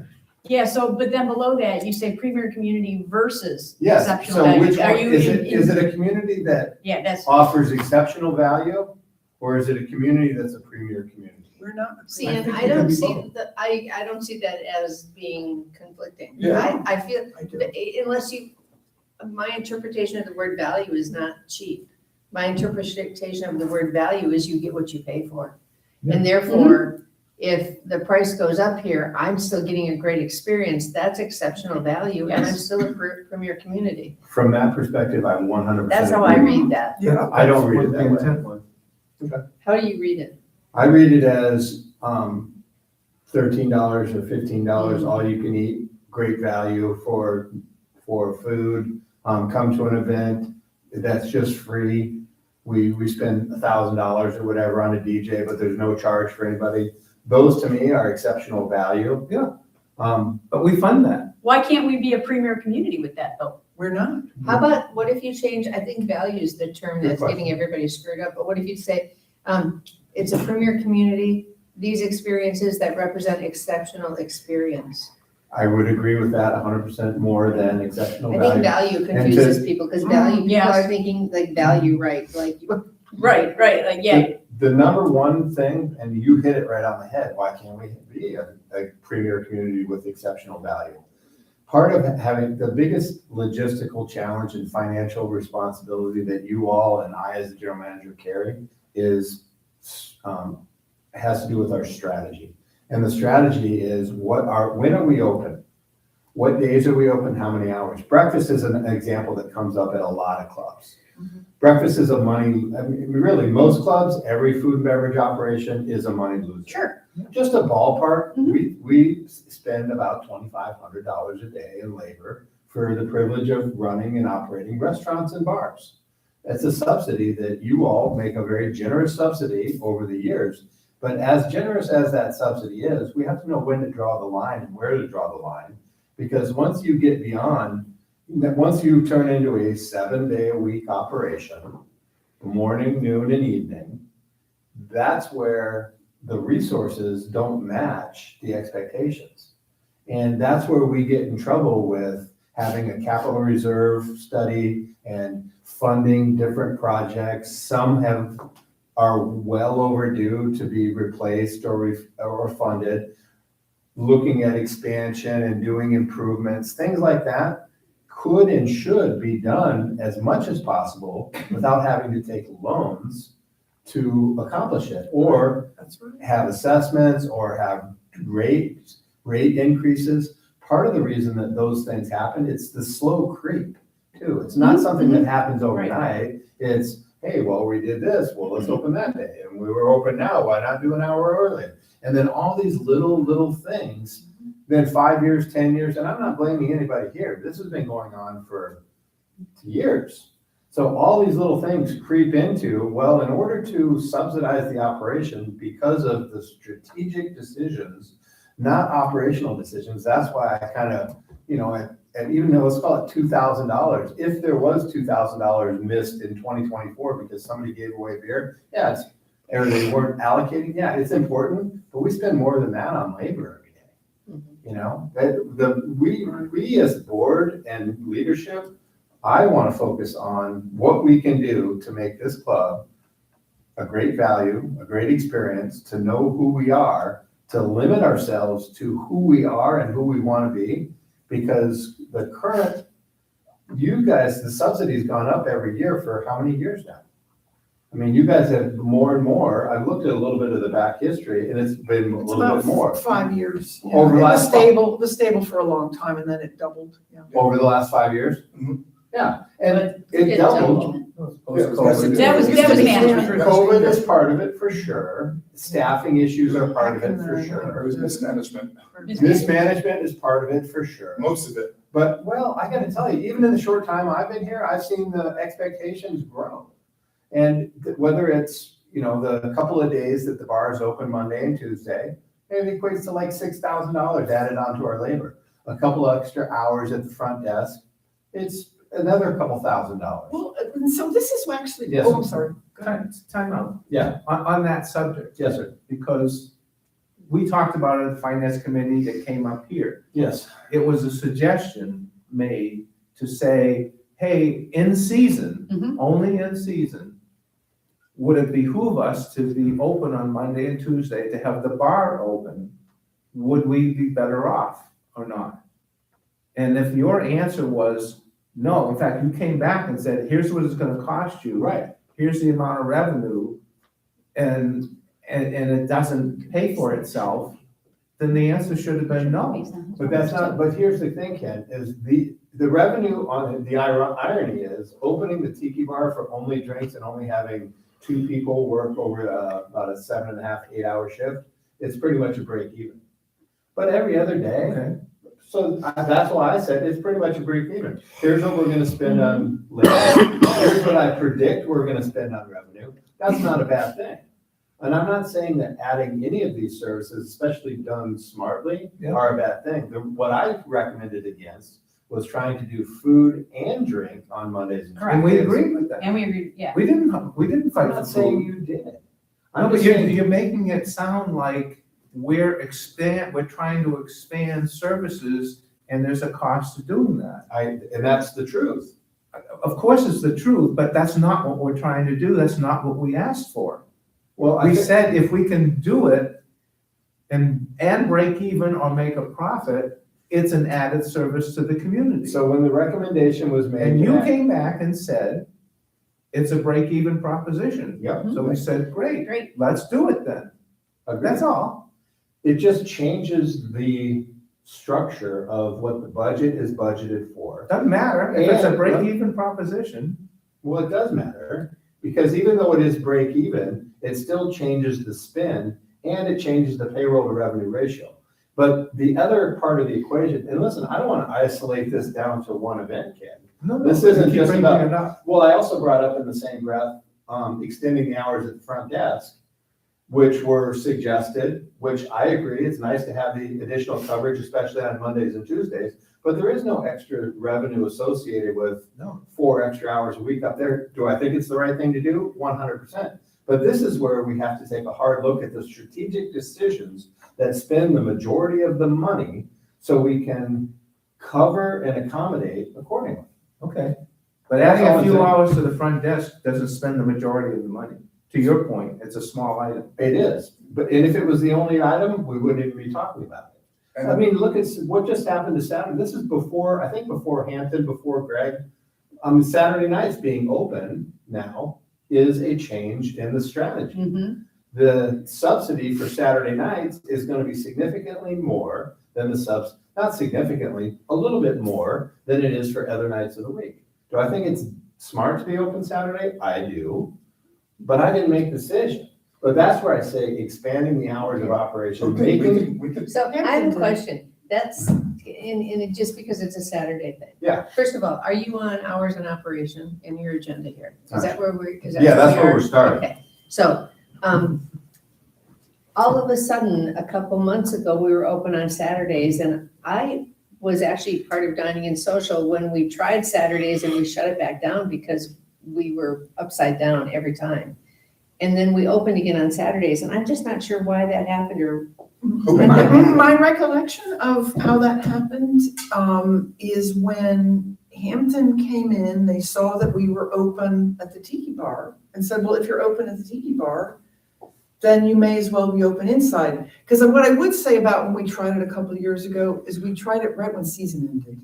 Yeah. Which, the timing wasn't great. So, I don't, I didn't even know we were open on Saturday night. well, we we had are pizza. for Tiki, we are, Pizza? we are We are for for Tiki. Tiki. Oh, Tiki. We are at the Tiki, but Yeah. to be fair, I know that I'm positive that timing preceded Greg. It was when I'm Justin sure was it still did. there. But the rest of my comment would be, having seen it open and closed, I'm not really sure it's open or not. Somebody asked me the other day, can we go up there for dinner on Saturday? And I said, I Don't know. don't know. I Well, didn't but think you so. guys, the email with the weekly update Yeah, with it the says hours, Yeah, it's on there. it comes out every week. Yeah. Sometimes more than once a week. Mhm. And it's posted on the calendar, it's posted on your weekly But you communication. know what? And it was done before. Like a lot of people, and I don't read all the communications, there's too many, but between the CDD, my business, my personal, whatever, I get on average Yeah. 300 to 400 emails a day. If I had to sit and read every email, so if we're open on Saturday night at the I'm not Tiki that Bar, important. we should get an email, Saturday night at the Tiki Bar, and just make that, like everyone, like each week, announce something special to let people know that something's happening? Rich, please read your emails. We list the specials for They the do week. list the specials. They list the No, no, no, We specials. list the hours of operation. No, I see this, no, I get the Yeah. specials, but there should be like rather than just like a little small little print, there should be a big thing. Tiki bar open Saturday night, so maybe we get more people coming in. Because if people like me or Cheryl are not sure, then obviously a lot of people aren't sure for it. And that's what we're- So the rest of it, sorry, it was a very long sentence, but the rest of my thought was, if Saturdays aren't working for you, just come to this group and say, let's just stay open at the tiki bar and not in the dining room. Okay. I mean, I don't think anybody here is Maybe like I'm dead not- set committed to any night. So No. you Well, I can all think tell that's, us I think what that's you right, think. and what you said, I think I makes a lot of sense, because if, you know, I actually think, you know, the team has a lot of good ideas. I just heard there's like, you know, murder mysteries booked and that sort of thing. I think people are looking for excuses to come up here, even on Saturday night, and I think we need to, you know, let you as the management company, you know, run the club. We will, And tell and us- give us some yeah, time to get tell things us. into play. Right. I mean, and I don't think it's a good idea to close Saturday night. The point I was trying to make, and I want to reiterate, is for us to focus on the strategy of the decisions Right. that oversee the property as a whole. Because if you want to sit and identify mistakes and search for, you're gonna find them. You're gonna find them, but it might be $1,000, it might be $1,500, it might be $4,000. But it is $2,500 plus a day that we spend on labor. And that, to me, is where we need to focus as a team and a unit. And when I get to the point, I just passed 90 days, that I can make a truly informed decision about Saturday nights, I promise I will. I think we've gained momentum on some Saturday nights. I think Saturday nights are one of those nights that has started to pick up some speed. It also allows us the opportunity to do different events like the pizza night sort of thing, the fish fry that Brian and I and Luciano are all working on. How can we do this and execute it where we're not apologizing and embarrassed? And we have the staff.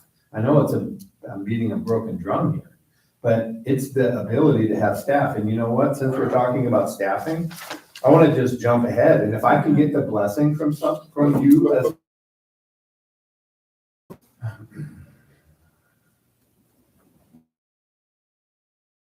for this year, we knew we had a bloat in there from Vesta for the burden. And we passed that budget anyway, knowing that we had Vesta with the intention of getting a new management company in here to get rid of the 30% burden on labor and then a 30% burden on tips.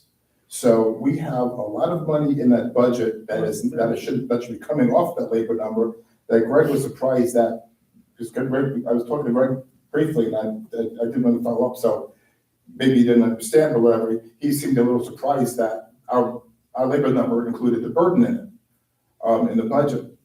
I'm not saying it was right or wrong, or whatever, that was a quick, so we didn't discuss it further between the facilities meeting. But that's something very important. So if your payroll is $1.3 million, 15% of the $1.3 million is a big number. So you're saying Right, 30%, but that for taxes and everything, so it really So, was no, bloated by that's 15%. 15%, and then, Okay, and just so we're clear. And then 15%, then 50% on top of the tips, which Right. is, you know, so 50% of $200,000 is another, that's another, Yeah, you know, absolutely. so that's a Without a lot. doubt. That's- I just wanted to make sure we had the right yeah, numbers. Yeah, that's what I said, 50% of $1.3 million. So there's a lot of bloat in that budget that really should be coming off the payroll side, not working up to that number. So just wanted to throw that out. So I don't know if you're aware of that, or is we're the really didn't get a burden chance from to. Hampton included in current payroll? Yes. Yeah. So the delta, yes. The delta, yeah. About, I think. Mhm, yes. And you're not, yes, yeah. So you wanted to jump to staffing? Yeah. Yeah. Well, Are we finishing anything? Are we done with this topic? I'm just responding to what Greg said. Can we finish hours in operation, Greg, just so we can add one other part? Sure. So one of the things that would help me is, could we define season? This year, it's probably February 15th because of the weather. I Well, that's one of the things that has affected revenue in December is because of the cold weather. But I personally would define your season based on what the revenue that you generate is. And it looks to me like May is when it really starts to slow down. Yeah. And June, July, August, September, October, Right. those 5 months are your lowest 5 months. Mhm. So to me, whether season ends in April, which kind of is where it So looks like. season is like November through Okay. April? Or May. Yeah, no, November through April or May. I just would like to define that at some point. Well, if we look at, and I don't have it in front of me, but the current budget for this fiscal year, you can see how it just goes. Right. November, December, January, February, March, and then April, it peters off a little bit. It spikes when I say it, I'm talking about overall revenue, hovers for about 5 months around 150. But then when you get to July, August, September, it hovers like around 35 or 40. And Yeah. also, And the only- and also February, March, April, and May, sales at the Tiki Bar are greater than the revenue inside. So the reason I'm asking is, it says 4 months here, but you're talking about 6 months. And if we're gonna make a decision about Tiki Bar and Saturday nights being okay for season, what exactly is that? And when it would be nice to have some consistency year to year so that I know when we're open on 100%. Saturdays and when we're not open on Saturdays. That would just 100%. really help me. Me too, and when I So get if you can put that on your future thing to come back Oh, it and say, is. this is season. 100%, it is. And it's not just all about the dollars generated. Sometimes, like Rich just alluded to, it's what location on the property are those dollars? And have they been allocated to the right locations Right, historically? that's critical, yeah. It's only November through April. November through April, yeah. That's That's great. right, that's what I think. Close So- enough. But you can see it's kind of a buildup in November and a teeter off in April. Since Easter's in April, you usually It have. depends, yeah, sometimes. Exactly. Normally it's in April, usually beginning or end, but sometimes, Still busy month. Yeah, yeah. and a lot of it's like single events. For example, Thanksgiving was $27,000 for a single day. Right. So Since we're talking about, hours of operation and, to Rich's and Cheryl's points about being some confusion, I think it will be, even just something as simple as knowing what the hours are at the front desk, I think, will be helpful for people to know.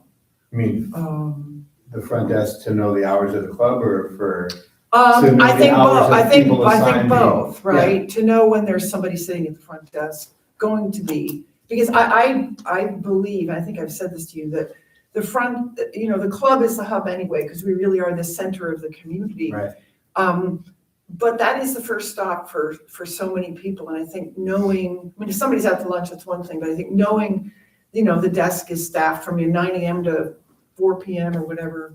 yeah. It's a little big thing, but I think it is a big thing. We landed on 9 to 5 minimum every Okay. day. Wednesday through Saturday is 9 to 7. Okay. So is 9 to 5, Monday through Friday? Yes, with the addition, Monday, 9 to 5 is every day. 9 to 5 is only Monday, Tuesday, and Sunday. Yeah, Okay. Sunday through Tuesday. Monday, Tuesday, Sunday, 9 to 5. And then 9 to 7. Wednesday, Thursday, through Friday, Saturday, 9 to 7. And that's because those are the à la carte days when we get way more foot traffic and it's a higher volume of takeout. Okay. So the person at the front desk is also taking on the responsibility of taking the order, pulling it together, presenting a check when somebody arrives, because there's no dedicated area for that. Okay. And any of these things that are like new standards or SOPs, if anybody sees a problem or a challenge, but as I'm trying to uncover, when do we need where and how many, that's part of it. I think this makes sense. Good. Food trucks is next. Food trucks, yeah. This was on my agenda 2 weeks ago, but I don't think we actually No, we touched on it. didn't. So I left it on there, just, if I can just get a definitive answer, I've heard, I've heard from one end of the spectrum to the other about should we or shouldn't we. So with the 5 of you here, I know my opinion, but I like to hold it back and I'll give you my opinion and I can do it first if you want, but I'd like to hear what you guys think. Who started Should we have that? food trucks on Monday and Tuesday? I see both sides of the equation. The diplomat. No, I mean, if we're not serving food, it would be nice to people at the pool, if they're having a drink, to be able to get something to eat, as opposed to having to go run to Publix. At the same time, if the food trucks are if people in the food truck make money, why can't we? Yeah. They're not here, they're not here for charity, so if they They have can lower figure. overhead. Thank you. They have a lower overhead. Yeah, one guy standing back Then there. maybe we figure out a way to have one guy one guy in a runner, figure, if possible, if we could have a limited Monday, Tuesday menu with one guy, I don't know if that's possible. No, Okay, I mean, one guy can't cook, run, and take. no, if we have one guy, They don't run. we have a bartender, if we have one guy in the kitchen cooking burgers and It's a hamburgers. different operation.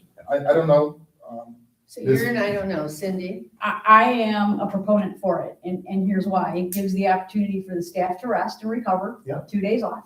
Regardless of whether we're saving money on payroll or not. Yep. And that's a it good point. gives the residents an opportunity to grab a bite to eat. Okay. My only caveat is it can't be in the circle because Can't be on of, the pavers. because of the pavers. I think it's a brilliant idea. I think if they set up someplace, I don't know if it would work in the tennis court parking lot or wherever they want to go. But yeah, I think it's a great idea to give our payroll a breather and give our staff some time off, and I'm all for it.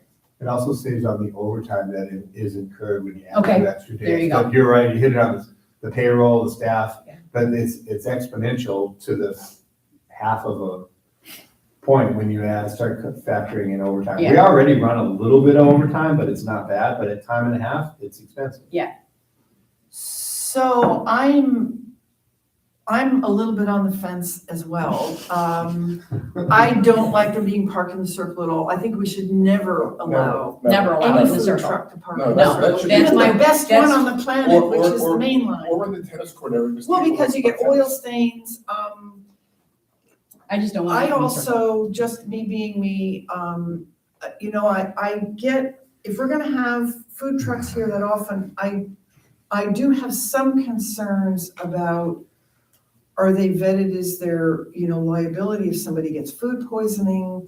I don't know, but that's We require the vendors to have. certificates and everything. No, I get it. And But they that can't- doesn't, Yeah, that doesn't mean that Yeah. we're not opening ourselves up to yeah. somebody's refrigeration didn't work and, and we do have a vulnerable community. It's something I talk about a lot with our culinary staff. And Brian and Luciano is the food storage, preparation, everything is hyper because of Well, I have a to say- vulnerable. And I have a Demographic. question whether they need to have the same insurance that every other vendor who comes on this property has to have, right? Do they? Do they have to have the same insurance requirements that we ask of every other vendor coming on this property? Are they a vendor? A true vendor of the river? I don't see them as a. They're on I don't district, they're on district That's property. different than They're being a on vendor district- though. Yeah, they're not. They're not working for us. They're not working vendor for of the us. River Club. But they're here and they're gonna be sanctioned by us and they're gonna be promoted by us. I I think think that's this is a- a question. That's an Andy question. That's an It's Andy It's question. a We can Belinda ask question. Andy and Belinda that question, Yes. but, okay. are you done? Yeah, Just trying I'm to always follow up. done. Okay, so, I am for the food trucks because I think the community, there's a lot of people in this community who don't or can't cook. And they Right. use the River Club and the food trucks as, I don't mean that in like can't do Oh, well. too late, I already heard that. That's not how I meant it, but anyway. Sorry, that's not good. But, I do think the food trucks have a place here, Mhm. especially when we don't serve food, only on Mondays and Tuesdays.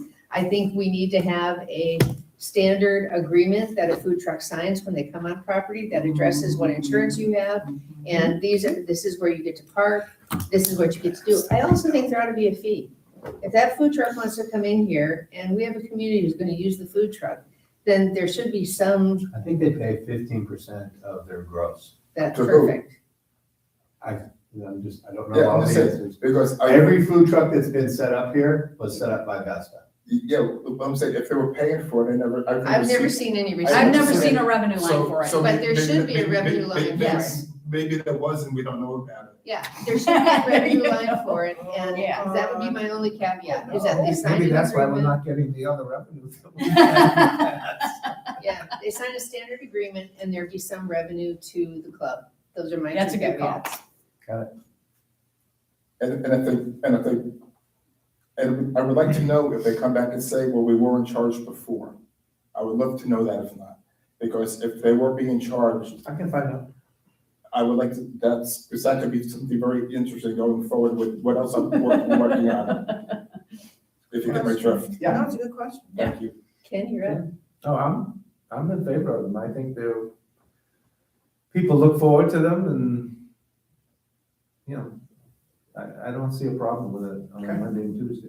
All right. Yeah, Monday and Tuesdays. So But I I think think it should- overall, you're hearing yes, but revenue and an agreement. Location for parking. And Location. I would do it, Yes, I would and do those it, insurance. it should be in the parking lot down over here, so, you know, in anywhere on this end, because it shouldn't be in the tennis lot, because people No, like because tennis. it's I'm just saying Yeah. not in the circle. Yeah, and not the circle, it should- I mean, because they started making the food Where are trucks you, park where over are here. you, by the dumpster? No, No, the main parking the lot. main parking lot, but at the end, down, no. Oh, I said, I go. Down. Like, down you know three what, down. you know where we let long-term parking go? If Yeah. someone has an Yeah, RV, back there. that area. I'll look at it and see. Because that's where it was, and that's get boosts about traffic, so it's. Yeah, and you're gonna stay out of parking. Correct. Okay, let's move on to the And next also- section. also not knowing in case. Well, we they're have gonna still deliver. on-site. Oh, my opinion is yes, we should have food trucks. I want to make sure that they're paying something. During my years at the Rose Bowl in Pasadena, for all the UCLA games and the Rose Bowl games, we had close to 80 food trucks come on property and Okay. circle the property. I like them, but we do have to make sure that they have liability insurance for their coverage. And I don't see any reason why they shouldn't contribute a percentage, which I was told that they are. Absolutely. I don't know that to be true. No, I'm just telling you what I was told. and maybe have them sign a waiver. If we speak to Andy about getting a waiver as Well, if well. there's a standard agreement, then it says, this is where you park, this is what you pay. No, I'm saying. No, This is an a wa- insurance- if that an includes a liability waiver. waiver. That would Yeah. include the COI with the insurance waiver, I'm sure. Yeah, that could be part of it, but I gotta tell you, food poisoning and things like that are almost impossible to identify exactly what food. If it was the only thing they ate in the 24-hour period, no problem. But that unfortunately is not usually the case. I've had to go down this path before of, what You know- did you eat, when and where? Well, I'm only No, asking honestly. I mean, where they make us, they take the weight, I forget what the term is, a kid. Yeah, I think Andy probably has something Where that, they take, I signed thousands of these, where they take responsibility and hold us harmless from any liability, so that's what I mean, so if something happens. But I understand, but to just, let's go to Jill, but that can be, the food truck can hold us, not responsible for any liability, indemnification, I think it's Yes, called. yes. But that doesn't mean the individual. right. Like, the individual can sue Can sue whoever they anybody. want. Yeah. The only reason I was asking is because about 2 years ago, there was the Florida Insurance Alliance, which is ultimately our group that insures us, had sent around an email saying districts should protect themselves when it comes to food trucks. I remember reading the article. I probably still have it, but that was the only reason why I'm asking. So it's a real question. And I just emailed it, so. It is, and I have of scenarios where people have actually perished because of issues like that. It's not pretty. No. So we can kind of, on-site POA, HOA community, we can kind of skip the first bullet point because we did talk about that a little bit. I'm comfortable with case-by-case assessment of additional labor requirements. That's something that we've worked towards. I think a perk and a benefit of being a resident member is you don't pay room fees. If the rooms are available, you can book them, use them, we'll coordinate. The only time that I think room fees come into play are when it's additional setup and recovery, or equipment, or decorations, or flowers, or all the other add-ons. But as far as a room fee goes, or even room minimums, if you don't want to spend anything and the room's available, you can still come and use the room for residents. Mhm. So are you guys all in agreement with the overall? Yeah. Okay. And I think that's, for the most part, that's the way it's been. The thing that's outside the box is specific setup and recovery charges and fees.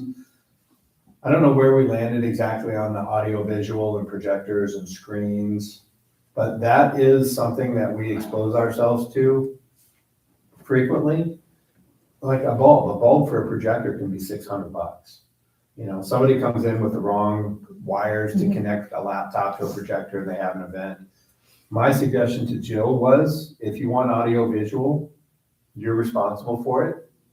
And you can either use our equipment at your home peril, which is kind of what's been going on, or there are independent contractors that will come, set up your audio visual. I have seen it before too many times in my career where somebody will come, they'll have 50, 60, 100 people come for a presentation, and the laptop doesn't connect to the projector, or the bulb burns out, or the screen got ripped. Who's ultimately responsible for that? We don't have an audio-visual person on site. Right. So we just expose ourselves, and so far, it hasn't bitten us, Well, but it will. who are you I mean, other than the CA and the POA and us, Other than those three? yeah.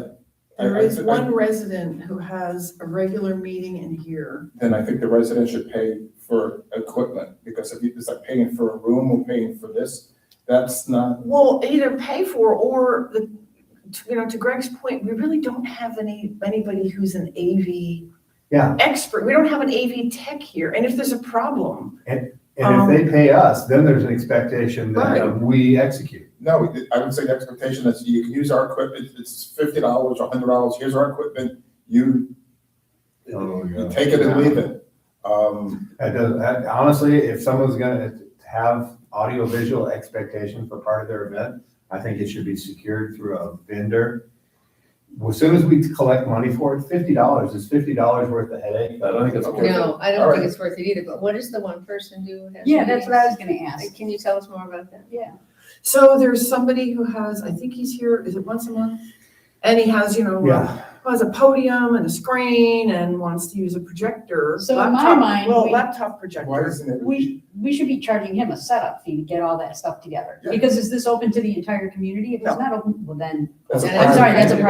private event. I agree with you. that is a private event and we should be charging him What for is it, that. is it like a financial guy coming into the No, presentation? no, it's somebody who has a retiree group here once a month. That is, Private that event? private event and we And I need to think start that's charging great, but him. if he wants that set up, there needs to be a setup fee. Yes, Like I have to sit in a 100%. meeting with you because he doesn't think he should and he's And he gotten hasn't for rather. years or whatever. Well, He's gotten rather colorful about it. Well, then he can go someplace So else to do it. can he do his own setup? I mean, Are you sure you don't wanna come on the team for a little bit? I could use that approach. Yeah, let him set up, and break it down, and pay for the Yeah. chemicals that have to be cleaned and all those other things along the way. I mean, I think the setup, if he wants to have this event and it's a totally different setup than what we have. I mean, if it's bringing out a podium, fine. If it's resetting tables into like classroom seating, no, that's a setup fee. Or setting up the screen and getting the, getting the. That's where my biggest concern is the Setting all audio this stuff visual. up. Well, Is here's the- the I have no thing, problem I think we can charging put the for screen setup up, and recovery. but I mean, years ago when I was working, I carried a small portable Thank projector. you. I mean, I carried my little projector Yeah, we with did me. have our And own you- and your- projectors. and That's a your very good laptop, point. And your Yeah, I HDMI just- cable. And you I hooked set it up because I wasn't gonna rely on anybody else to Right. do it for me, Right, right? Because exactly. I needed it to work. Exactly. If it's not open to the community, it's a private event, and he's responsible for everything. That's exactly the way I feel. Yeah. If it's not open to the entire community, it is a So private event. do we let him touch our AV projector or do we tell him to bring his own? I would break his own, because what happens if he breaks it, is he paying for it? And if the bulb doesn't work for the start of his event, who's responsible for it? Yeah, Especially if we charge him $50. Right. Good point, that's a very good point. Yeah, I would say he has to bring his own Do we projector. charge the people? His own projector. Your own project, the member And- events are and- the only ones that we will provide that for. And Yeah. larger member events like the SUNY Williams when the astronauts spoke. I mean, we tested that thing for hours to make sure that everything. the Well, day yeah, before- plus the POA is actually, the community association has actually put a lot of money. They Yes. have gratis given us the audio Yeah. equipment. For all for came the from the community. CA. Yeah, Yeah, and they've it's- been and phenomenal. it's the community at large that's Exactly, benefiting from it. exactly. So, And it's the community at large that's gonna pay for the light bulbs and the repairs Exactly. and to getting it through for the community residents. Correct.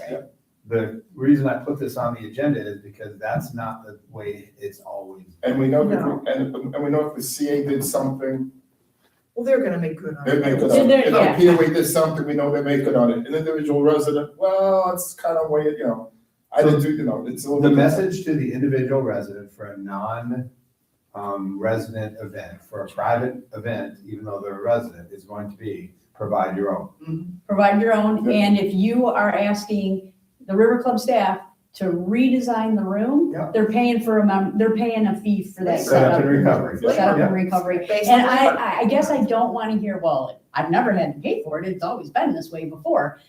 I don't want to hear that either. I don't want to hear that, and I don't, unless you're opening it up to this entire community where I can walk in and go to that, Heard. I'm sorry, I'm very You have vocal to on be this. careful with that, because if you're opening up to the entire community, it has to be an approved event Exactly, by management, right? Exactly. It can't be like, Yeah. exactly. I guess Good with we all that. can't have members be taking advantage of this place at the cost of other members and So- residents. Yeah, and So plus, if- you can buy them on Amazon. I wish this existed when I was Right, working. this little tiny- Oh, yeah, it was a tiny So, projector. so yeah, if this person came in, so that means, everybody playing cards can't play cards that day because he wants to have it for him. And this, no other members. Yeah, that doesn't work. That doesn't work for me. That doesn't work. And we're good with that because there's not the long-standing history of that. Okay, good. Okay. I'm good with it. We'll deliver that Sorry, message. I was so No, animated. I hear you. Listen, you're passionate. So, There used to be a company that came in and set up Yeah, back the in audio, day. video and all that Yeah, for that some was of They these. have those. Right. Okay. And when shit goes sideways, then what? right. No, Who's look. culpable? Yeah, so I can hear it already. Yeah. Okay, cool. Okay, good. Thank you. Cross those off. I have a good direction there.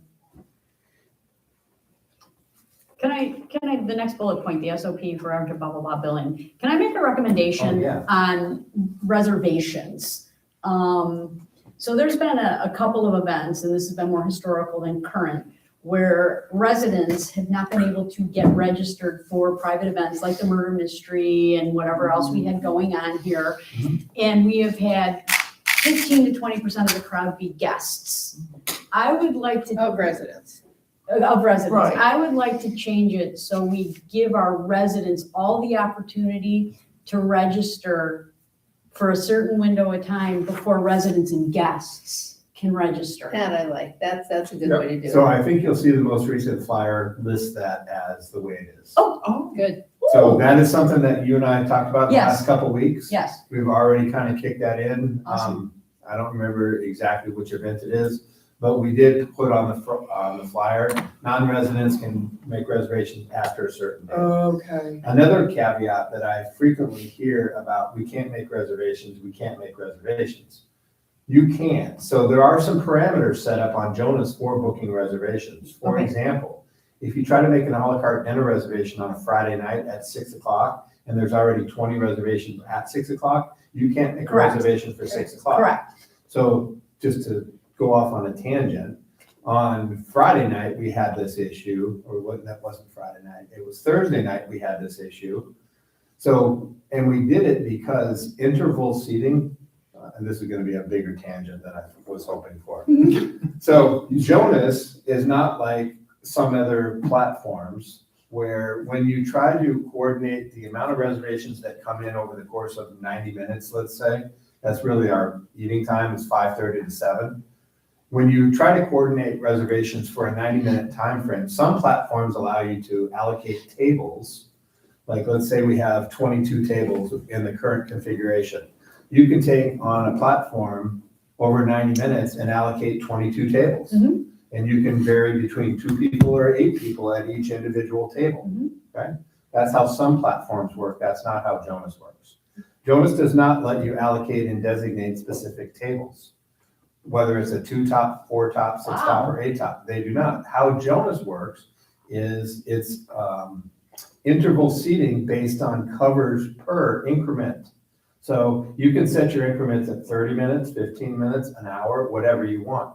We set our increments at 15 minutes to control the flow of people 5:30, 5:45, rather than do 5:30 a big push, 6 o'clock a big push, 6:30 a big push. Our incremental seating is scheduled such that at 5 o'clock, you can have up to 16 reservations. At 5:15, you can have Oh, 14 sure. Okay, reservations. okay. Now, if that 14 reservations is one table of 14, it's You're closed. full. But you're full for that time period. mhm. So the way we did it is work backwards. If you open at 5, you can pretty much fill the entire place by 6:30. Okay. You can't expect people to turn a table in less than 90 minutes. Mhm. If you sit down at 5, you can't have that same table available again at 6, because Right. it won't be. So we took the approximate cover count, which is about 120, depending on the configuration, whether they're all 2s, 4s, 6s, or 8s, and then spread out 120 time slots over the first 90 minutes, Mhm. with the heaviest at 6 o'clock, because that's when everybody wants to eat, at 6 o'clock. So when, I think 20, at 6 o'clock, I think it's up to 20, and then 5:45, I think it's 14 or 16, and 5:30 is 14 or 16. Gotcha. But by the time you go from 5 to 6:30, you can't have more than 120. Right.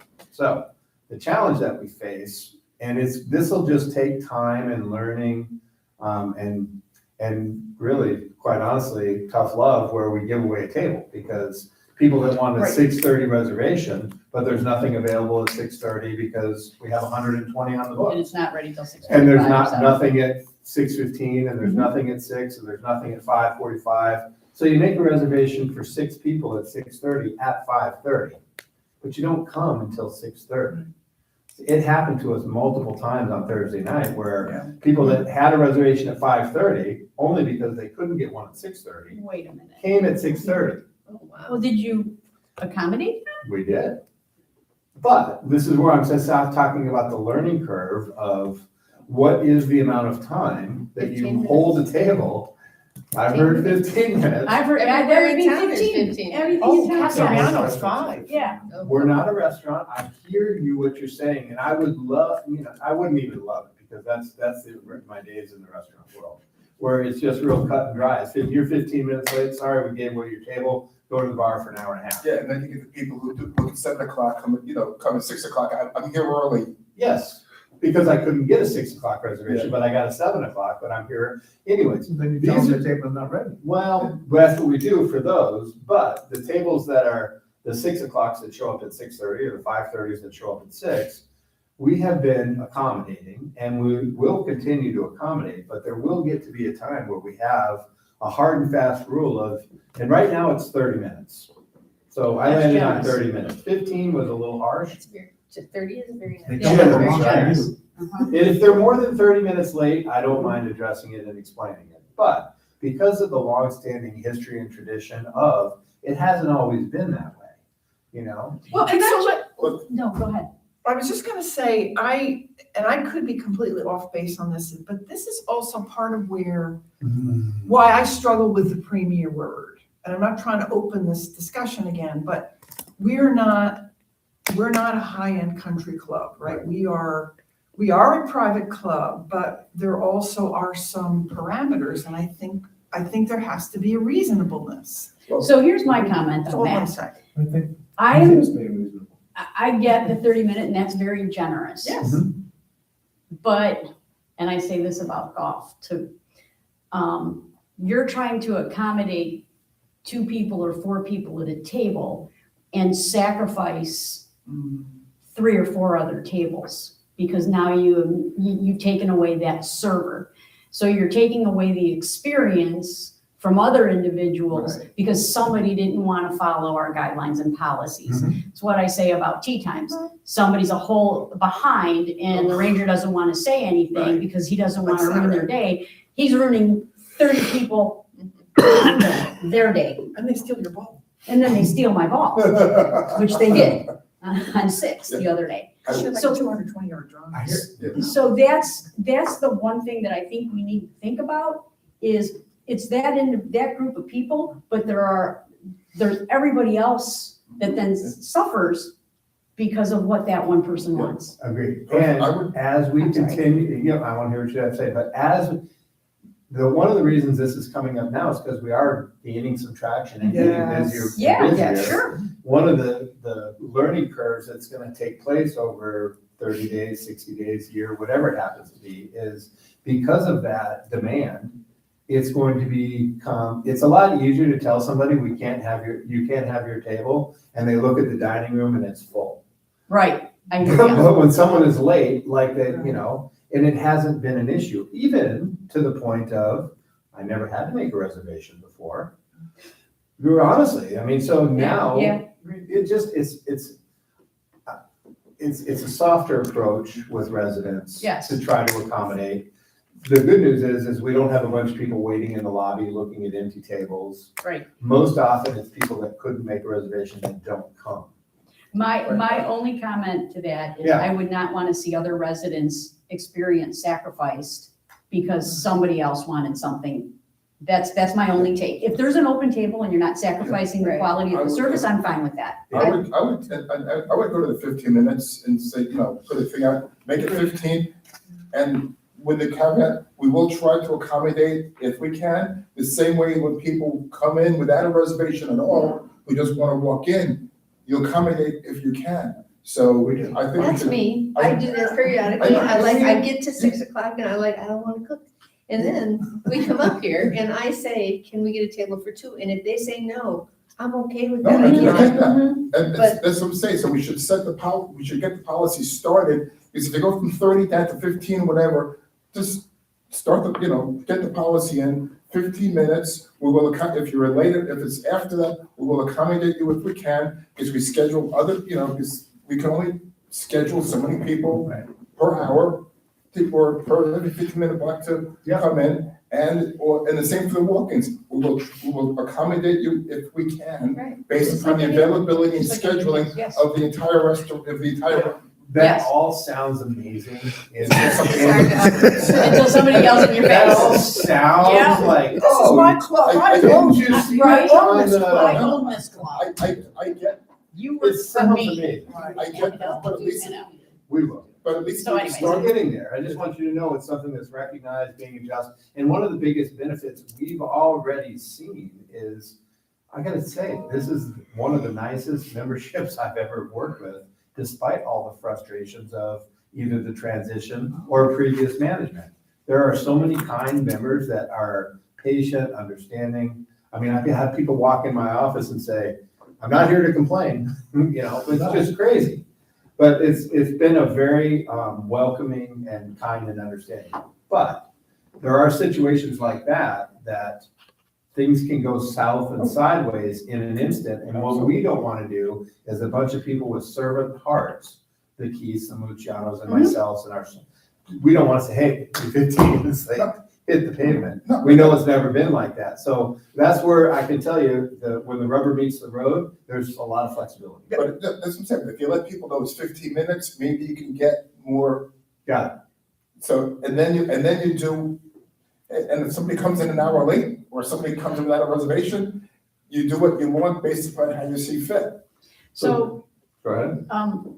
moving on from that conversation, have you ever considered possibly charging guests a little bit of an upcharge from the regular rate? And can we do that? So like, let's say, for example, for special events. Yeah. The resident rate's $13.95 and the guest rate is $23.95. I've thought about it, I've Yeah. never done it, and, Okay. it's okay if it's something that we want to consider. I mean, I would absolutely want to consider that, but I think until we get to the point where we're selling out and there's that. Yeah, that- okay, It's kind of like the dining reservations, even taking the intervals and spreading them out has worked, but there hasn't really been much of a need for it over the years. Now we're seeing more and more of a need, which I'm gonna jump way ahead because Yeah. there's something worth talking about, right, on this subject. Okay. And that is what happened, and the best example I can give to you is what happened on the pizza night. Okay, great event, right? Yeah. It was 128 covers with a buffet for pizza and a buffet for salad. And it was stretched for capacity when it comes to drink service at the bar, food being made quick enough, the buffets being replenished fast enough. At 128, not à la carte, 128 buffet, and here's the real caveat. It would have gone off the cliff if the tiki bar and the two bartenders and the Right. pool Yeah, attendant out there Mhm. wouldn't have come in Right. and filled in at the bar. So there are a couple of ways to, my wife hates this, to skin the cat. When it comes to, I know, there are a couple of ways to help with that issue, and I've seen it at multiple clubs. When we have events, I don't think it's a bad idea to consider closing other areas of the club. Like whether it's First Friday and we want to have 150 people at the pool deck to close à la carte. Mhm. Or when you want to have a pizza night or a wine dinner or a large event that we're starting to look at, a lot of large events for indoors, rather than onboarding additional employees when 90% of the time, we don't need those additional employees. It's a age-old challenge in the club industry. Yeah. There's 1 or 2 shifts a week that has 200 people, and then the other 80% of the shifts for the week have 60 people. So the quandary of finding people to come in to work part-time, just those 1 or 2 days that you really need them, and not employ them other times, is an overwhelming challenge. Not saying it can't be done, but that will take a long time to find those niche people that will work those shifts. And you know what? I was surprised, only because of the weather. I wish I could take credit and say, we were smart enough to say, we're gonna need 2 more bartenders and another server in order to do just something as simple as a pizza buffet and a salad bar buffet. But when you have 130 people come in 90 minutes, how many employees does that take? How many bartenders does that take? How many servers does that take? So if we can make, and you guys give the blessing on, when you have a large club event, whether it's like the fish special, this is one of the things, the fish fry, that we're gonna do on a Saturday. Logistically, I've gone through the process with the chef. He has a strategy for how we can make 2 fryers work. I don't wanna get into the operations of that. But we have a strategy how we can, it's not something he's ever done before on fish fry, but he's gonna change an SOP and do something different in the back. But that still doesn't resolve the front of the house issue. Because the last fish fry we did was 180 covers and it was a la carte, not buffet. So, can I just say something? Yeah, We have please. a window in La Sala. Yeah. There would be not that big of a deal if we needed to close the tiki bar and have our, Walk up and have it. Walk up. Exactly. That's and get- exactly what I was gonna say. okay, I'm, all right. Just, no, so I was I'm gonna sorry. say, advertise it and make sure the signage is right out there. Make sure the signage is right Big out there, events then in your the club, servers if and you need everybody are in drink, here. go to the window. Exactly. And even if And it's then something, shut down, put the hurricane shutters down and, let me throw this at you. I love that idea, but I think I have one better. And that is, I think if we can, at 5 o'clock on those days, just stop food service at the tiki. Sure. And make it drinks only after 5. I can go to 1 bartender out there and bring in 2 employees. well, Anybody? Whatever works. for whatever you. works for you. It's your, Yes. I'm just worried about the big revenue loss. but you're wide open now. You can do what you want as long as you communicate it and sign it. Well, we will communicate. Well, But not on the spur of the moment. I'm very concerned about that revenue, by closing on Tiki, the revenue loss. Like I said, Tiki is Tiki does more business, in February, January, February, March, April, and May than the inside dining room does. But in 1 hours. And, Well, and no, I don't that's wanna have Greg take heat for No, bad it's not service 5 because, to out of 5. the tiki bar, because I would be willing to sacrifice the revenue on the food. So real quick on At that, the it's tiki not bar. after 5, it's not food after 5. The busiest 3 hours at the tiki are 11, 12, and 1, and it's mostly alcohol. So I hear what you're saying, but the revenue that you're gonna lose out there, you're gonna more than make up by having large events in here, which haven't really existed. And you're also comparing statistical data on certain nights when this wasn't open in here.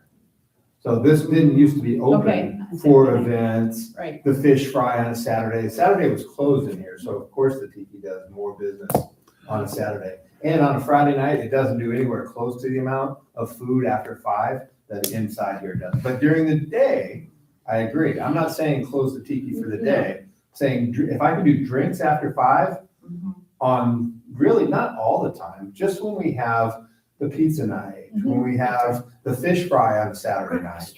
If I can bring a bartender and a server in from out there, have two full-time bodies, that's why a couple of events we've had recently, I've had as many as 3 bartenders or 2 bartenders and a server, and it's all they can do to keep up. But that's why I would suggest almost closing the tiki bar as well and sending all the bartenders up here, is because there's been experiences that I have had where there's only been one bartender Right. at the tiki bar, and I've waited 15 minutes or so to get myself a drink. I think, So, but not, Point taken, yep. now you're into, well, we had a conversation before about posting the hours, make sure everybody knows everything that's open, and now you're closing, now once a week or twice a week or whatever. It's you're not gonna be closing it once or down. twice a week, it's gonna be Only once or big twice the a only big month. events. Big events. And you're Once or and twice a month. you're gonna know, based on the reservation and Right. that count in here, whether you need to keep that tiki bar open or Right.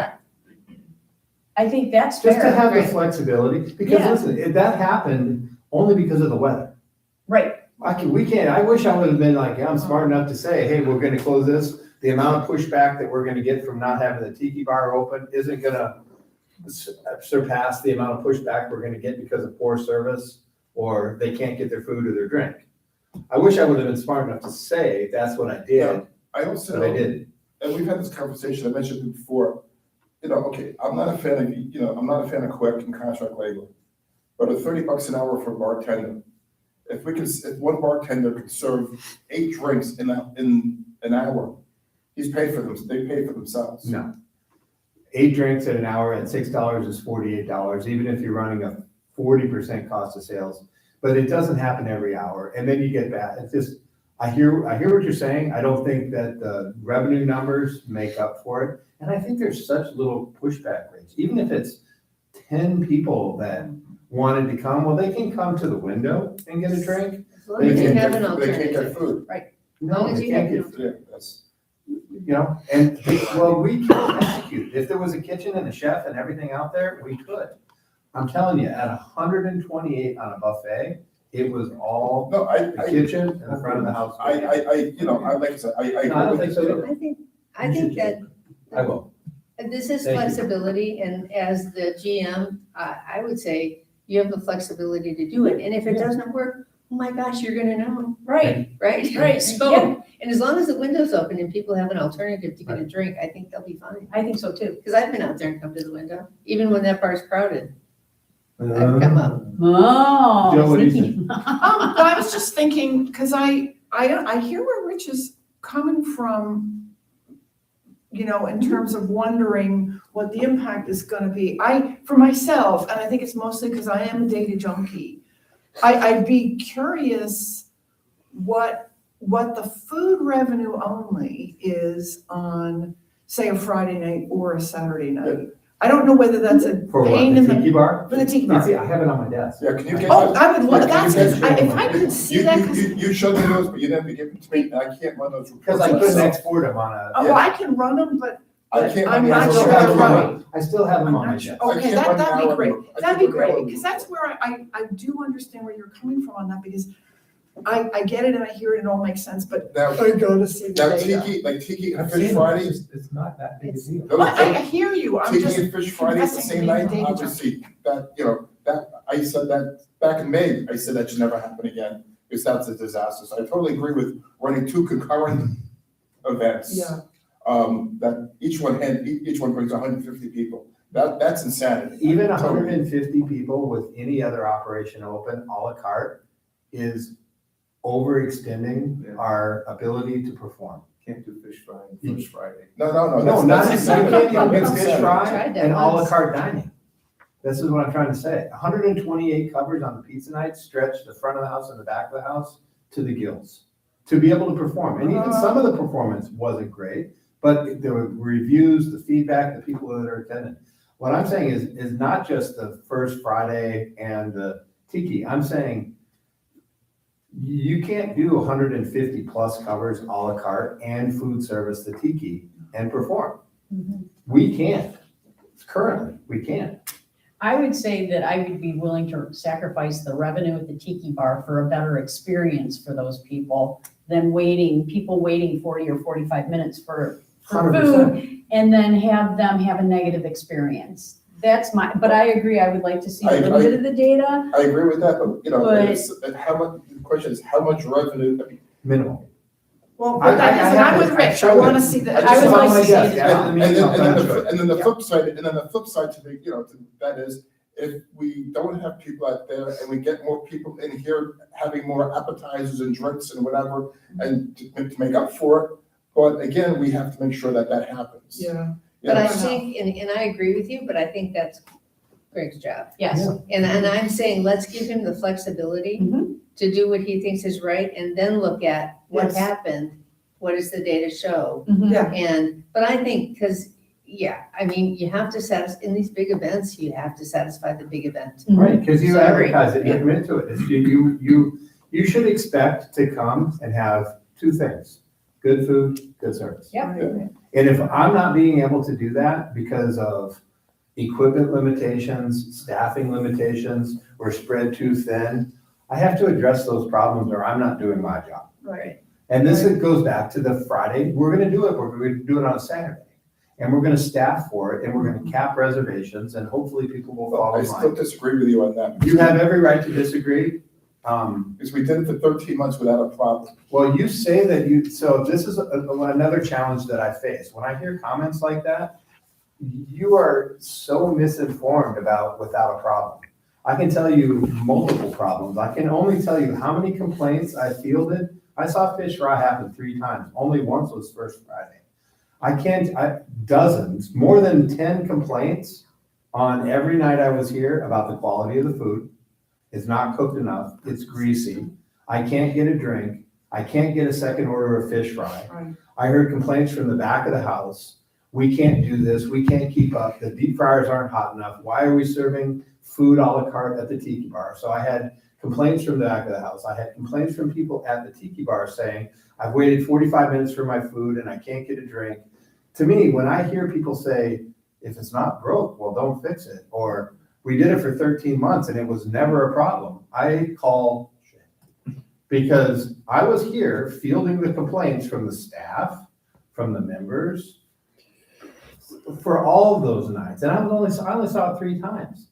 I knew after the first time this isn't gonna work, and that was first Friday. And that's. So then I said, okay, maybe it's That just, doesn't count. so then I said, maybe it's just the first Friday thing. Well, I waited till the next week. Dozens of complaints about service, quality of product, staff complaints about this is not an environment. This is one of those nights I had a great employee come. She worked one night and said, this is not for me, and quit. So when I hear somebody say, we did it for all this time and it was never a problem, or if it's not broke, don't fix it, I gotta tell you, I haven't seen many things in my career more broke than that. So it did get fixed. Trust me, it would have been so much easier for me to not have to say, we can't do this, we can't perform. We're not living up to the expectations that you have every right to have, and that is good food and good service. And it wasn't happening. So that's why I had to make what in my opinion, is what you pay a good manager for, to be able to know what you can do, know what you can't do, and have the courage to say, we can't do it, and this is why. And out of all the arguments that I just said to you, not one of them has anything to do with whether we were making money. Doesn't matter whether we're making money. We lost $1,200 on the pizza night. Big deal. It was a great event. But that's what it cost us after we paid for the product, paid for the labor, and collected the revenue that we did for that night. But is $1,200 loss a bad thing? Not in my mind. We had 100+ members super happy. So that's why you've never heard that argument from me out of the fish fry. Has nothing to do with whether we're making money or not. I promise you it doesn't. So when we can execute it, both for the members to get what they should, what they deserve, a good experience and good quality, and for the staff to be able to perform, it doesn't make sense. So we are getting closer, and when you get to the second page in the bottom line, you get to see the number of employees, how it's changed in the last 60 days. We have more new employees than we had that were here when we started. So you can see all the new faces. 1, 2, 3, 4, 5, 6, 7, 8. 8 hires that have come on in the last 60 days. So on the right, it's separated between Shayna and Nick right there because second to last page, Yeah, Freehampton, right here. yeah, okay, all right. Freehampton. Yeah, I see that. I must have an old, I must have. And kudos to the staff that made it through this transition. Yeah. Mhm. Because Anthony's the best example out of all 5 of us. Mhm. When I hear it wasn't a problem, I think about a young man like Anthony who stepped up, wore a lot of hats, and got so frustrated and aggravated that he quit. He put in his notice. Yeah. Like my first week here, he came in and said, this is not an environment. I don't like the way it's run. I don't like being told to come in at 10 and stay till 10. We're not giving good service. All of these reasons are why Anthony quit. And after a couple of conversations with him and asking him to give me the opportunity to let him see that it's not the way it's been is not the way it's going to be. He came in after 2 weeks and withdrew his resignation and said, I see the difference. I want to stay and I want to be part of the team. So that's just one win out of those 6 employees, but all of them, Jamie, Jackie, Keith, Shayna, Anthony, those are the only ones that are here. There's 6 that were here in November. The new ones are Ryder, Carlos, Amanda, Randy, Alexandra, Caitlin, Jake, Christian, Greg, Kat, and Luciano. Mhm. That's more than double new faces. So I'm not looking for sympathy. I just wanted to put it on paper and let you see that that is part of the charging issue. It's part of the how many covers we can handle on certain nights of the week. And I didn't even list Brian for the back of the house, but more than 50% of his back of the house is also new. So it's a challenge. And Raymond. So I'm sorry to jump ahead, but it was pertinent to the conversation about events and what we can and can't execute, and what's broke and what's not broke. You know, before I realize it's slightly off topic, but, because you and I talked about this very recently over the weekend. Did you want to mention that issue, potential, the tax issue that we were discussing last time? It's Just so on- everybody Yep, I has have it on my Oh, it is on agenda. here, because I ended up with the wrong copy. So, That's okay. could we, like menu and events, are Yeah. you going through everything in there you want to go through? The only thing I want to say about, where menu and events, booking, usage, charges. Yeah. Oh, no, Because I you jumped ahead. You I did jumped jump ahead. ahead, because you did pizza night, you did fish fry, you did close areas of the club when hosting events. So you did a lot of things under Perfect. menu and events. Yep, and I'm sorry to jump ahead, but I think it was pertinent to that conversation. Do you want to finish it with like what's going on with entertainment? Do you have questions about that? 100%. So before we get through menus, so I have a packet for everybody that I'm going to give. It's a bunch of collateral. 3 things you'll see in this new packet. You'll see the new tiki menu that came into play last week, which I think looks great. Perfect for the tiki. You'll see, no, don't pass. I don't want to. Thank you though. He I don't doesn't wanna want us pass- distracted. Yeah, last time I passed out paper, I lost everybody. Squirrel. You'll see three menu items that I'll address, and then we can just close out this section. And I'll talk about entertainments and events, which we kind of just talked about, closing certain areas of operation. But new tiki menu in play. Another strategy that I've worked with Brian on incorporating and implementing, and one of the challenges that he and the labor operation have faced is historically there's been one menu. One menu that includes everything from ribeyes to baby back Yes. ribs to a cup of soup. And then I remember my first couple of days out at the tiki bar, I listened to somebody give a menu to somebody and say, now when you're looking at this menu, you can't order anything out of this section and you can't get anything out of that section. I know, that's the way it was. We're evolving. The strategy and what we're doing now is Brian has created 2 menus, a lunch menu and a dinner menu. You'll see Yay. much carryover from the lunch menu to the dinner menu, but you won't see a lot of carryover from the dinner menu to the lunch menu. And to get in the weeds a little bit about that is it really has to do with how many people it takes to execute is based on what your menu engineering looks like. If you have to set up a line for everything that has 60 items on it at 11 o'clock in the morning, even though 40% of those things you never touch during the day, you still have to be ready. They still have to be prepped, they still have to be taken out of a refrigerated environment, passed through a room temperature environment, managed for time and how long it's exposed to above 41 degrees, all those issues, and staffing. To execute a full-blown lunch dinner menu is exorbitantly more. Brian, once this comes into play, Brian's gonna be able to make an immediate adjustment on the number of bodies that are here all day, every day, for the off chance that we might serve dinner menu items during the day. The prep on the setup and the breakdown, the food waste, the labor, everything will be affected and adjusted by simply having two separate and distinct menus.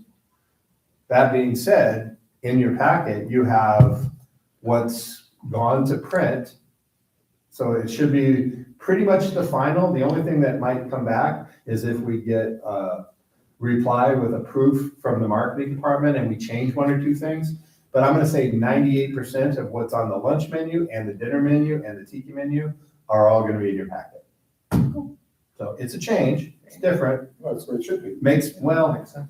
Good, all right. Makes sense. And then the other thing that on that section was, we talked about entertainment. Is there anything I should know about, I don't even think I need to ask, I can figure that out. Can I make one comment about entertainment at the Tiki Bar? Yeah. Is it, I wasn't here for First Friday, was entertainment still right by the bar? They're on Liza Tail. I thought they Oh, moved that's it. right, because you moved it in. We did. So I'll give you the nutshell on how things unfold around here and why it's not an easy operation. So here's what happened. On Wednesday, we knew that the high temperature was gonna be in the 50s at the Tiki Bar. The DJ was calling us, telling us, I'm not gonna come if it's in the 50s because I'm not gonna stand outside when it's cold. And then we also thought about the previous month when as cold as it was out there, it was really too cold for everybody at the Tiki. So fortunately, one of the things I do is I host a department head meeting every week at 2 o'clock. Jill happened to be on site and I said, if you want to listen in on our department head meeting, you're welcome to observe and watch what happens behind the scenes in the operation. Matt, Ray, myself, Kat, Luciano, we all sit down one day a week for about an hour. We go over the week's events, we go over troubles and challenges, we go over billing issues, we go over all those things one day a week. So during that process is when we started talking about First Friday. It's gonna be 50 degrees, what can we do? Well, we called and tried to cancel the DJ, we couldn't cancel the DJ. It's a non-refundable, we paid him, he saved the date. So I said to Jill, how do you feel if we just move the whole thing inside? And close the Tiki for the night and have a party on a Friday night inside the dining room. She's like, it's your decision, you make the call. So that's what we did. We took a little bit of pushback, but the overwhelming response was amazing event. We had so much fun. I've got videos and pictures on my phone. Oh, yeah. Now, unfortunately, other things unfolded with that day, like my trip to the emergency room for the broken glass in the eye that happened. But the other thing that happened too was at 3 o'clock or 3:15, the DJ called. Remember, the event starts at 5. Right. The DJ called and said, my son's sick, I'm taking him to the hospital and I can't come tonight. Yeah, oh, yeah. So this is after we already told the 14 or 20 people that had reservations for the a la carte dining, this is what we're doing because of the weather. If you want to come, we won't charge you the $15 entry fee, but come to the event. We're sorry we made a change of plans. It's last minute because that's kind of the way the weather has to be. So after that is when the DJ called. Are you showing pictures from that? Yeah. Yes. So the DJ called us at 3:15 and said, I can't come tonight. So we called 4 DJs. None of them could come. They were all booked. I called Jamie at Laurel Oaks. He had 3 DJs. None of them could come. They were all booked. So we tried 7 different options for a DJ. That's when Keith, who stepped up. Yeah, I gotta Keith, Listen to what happened. What am I gonna do? And now it's like 3:30 on a Friday. I got 100 people coming for. So Keith said, I'll do it. But you know what? I have to run home but I borrowed my car to my brother, so I'm gonna Uber home, pick up my laptop and the equipment I need, change clothes, and I'll be here by 5 o'clock. So Keith took an Uber home, got his equipment, came back, had it set up, and we opened at 5 o'clock. We did about 80 people that night. It was a full house. Get a welcome drink. We had a welcome drink for everybody, just as little things that you'll see, the tide will start to turn one ticket at a time. And the people had a great time. So it was like by the seat of our pants, buckle up and hold on, but we did it, and it was a great event. Look at it, there's just a dance floor. This is Keith. So did DJ give us our money back?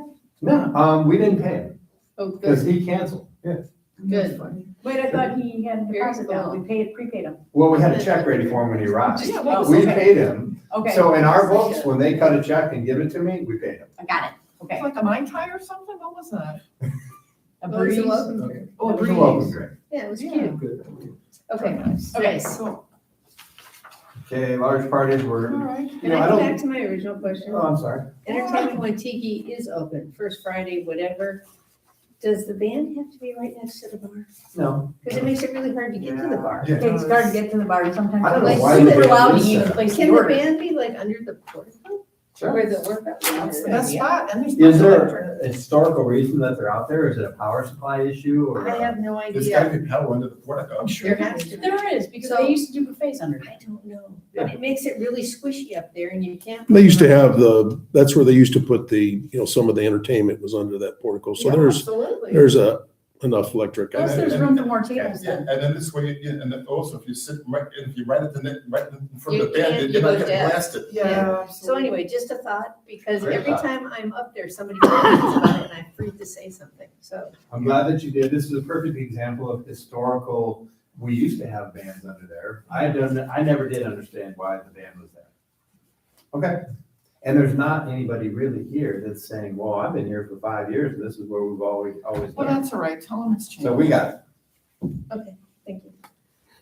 Um, Can we go to staffing, just because I want to make sure we talk about the gratuities? 'cause Yeah. I think That's we why I all kind want of to was, respond yeah, to some yeah. issues we're getting. So one other piece of collateral in your packet that you're gonna get talks about the law change with service charge and how whether it's a service charge or labeled as a gratuity, if it's automatically added to your check, it doesn't have any effect on the staffing and the amount of money that they make.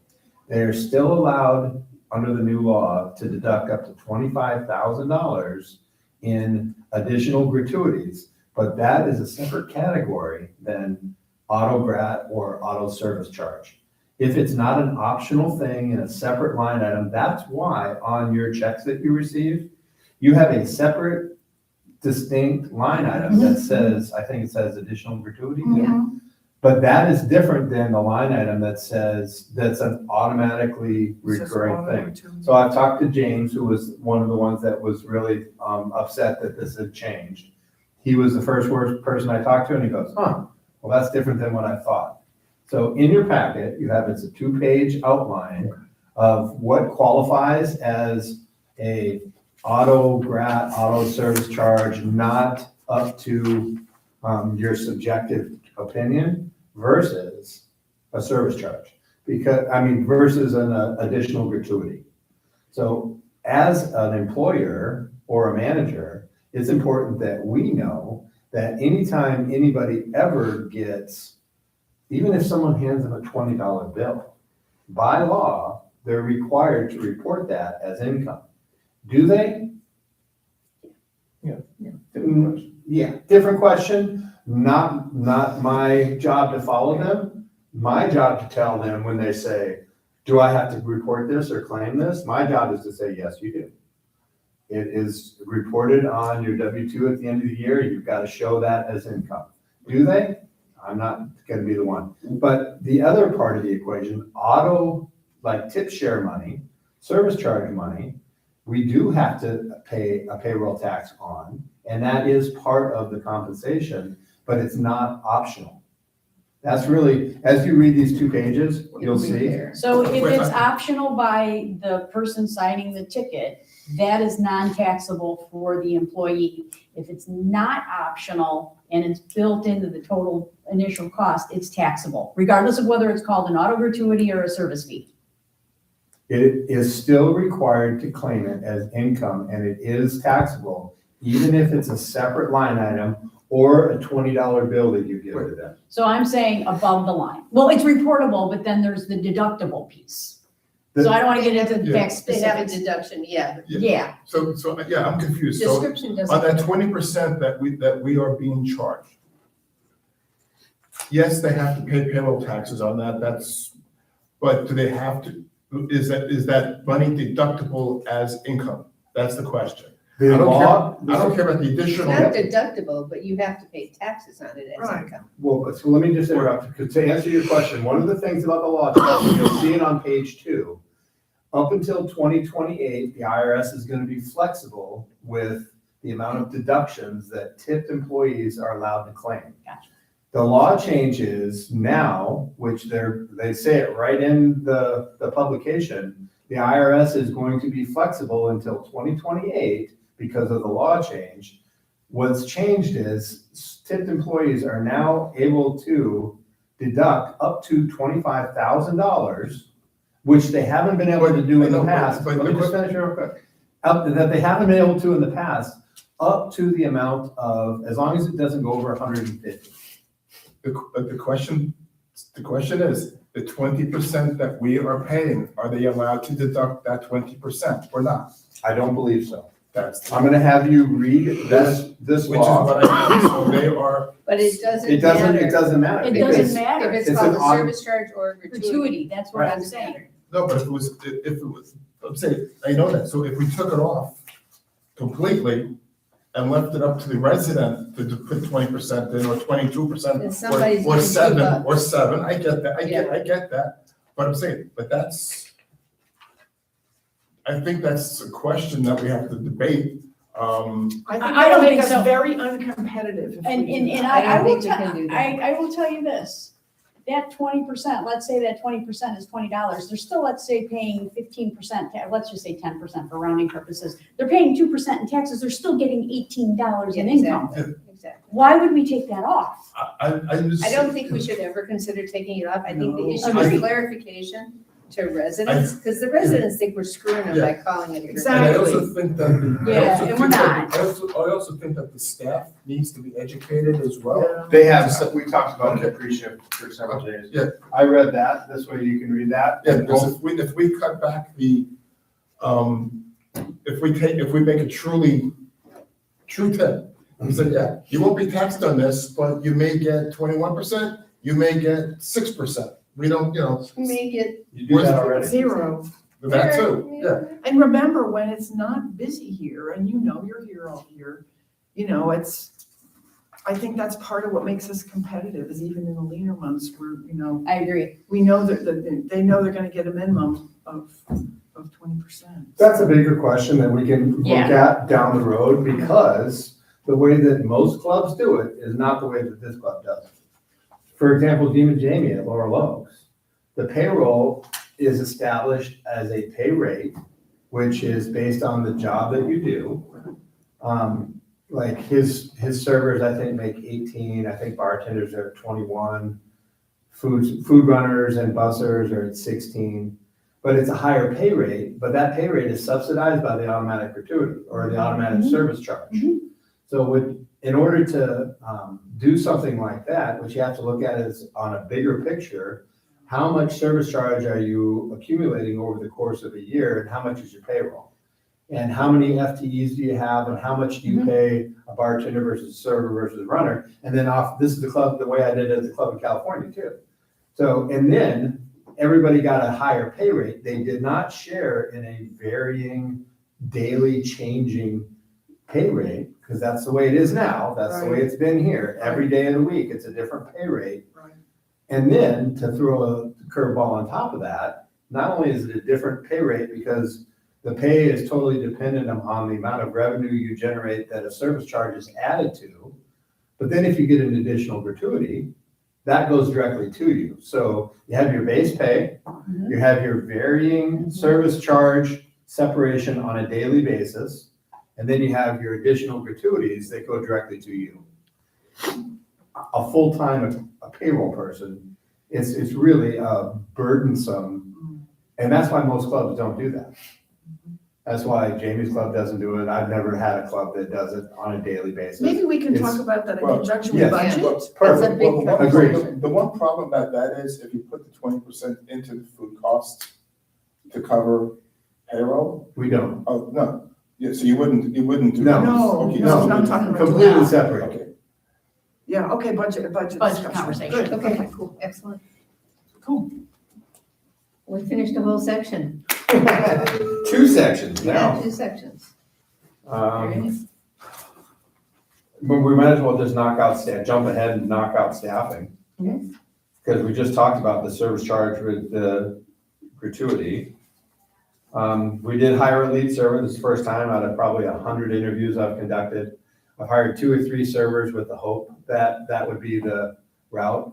When I met this kid, Luciano and I both agreed, he's gonna be a perfect candidate to slip in and help with the training, the onboard scheduling, the payouts at the end of the night. His name is Christian. He's worked 2 days. He works Sunday and Friday. Very nice young man. I encourage each one of you as board members. It means a lot. I mean, the reason that people work here is not for the money.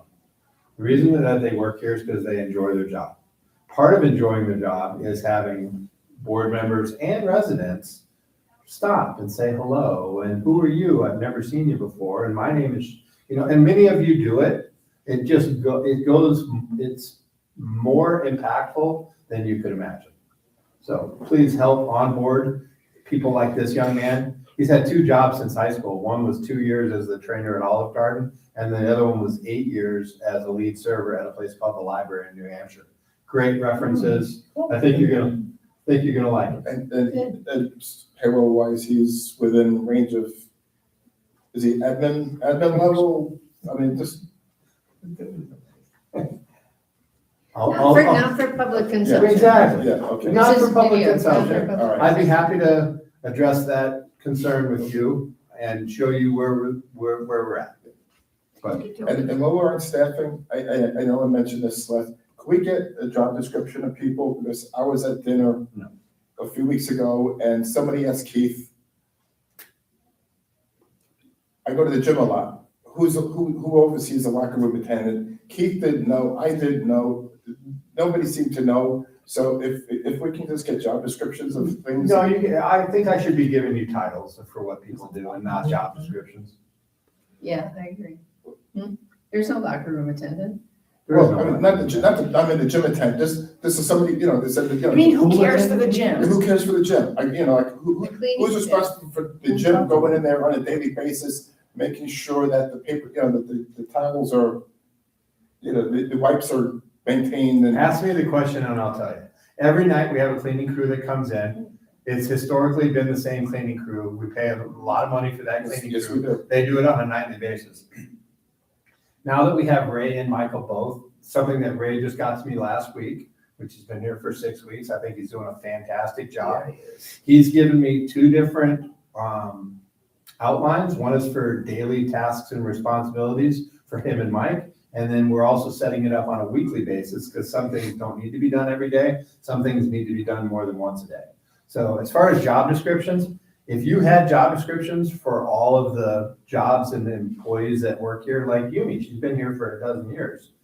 I don't have a job description for Yumi. I mean, I like what she does. She's 10 hours a week. She's helped Matt, but Matt really oversees tennis and fitness right now with the 6 independent contracted. I mean, really, those are the only longevity employees that we have.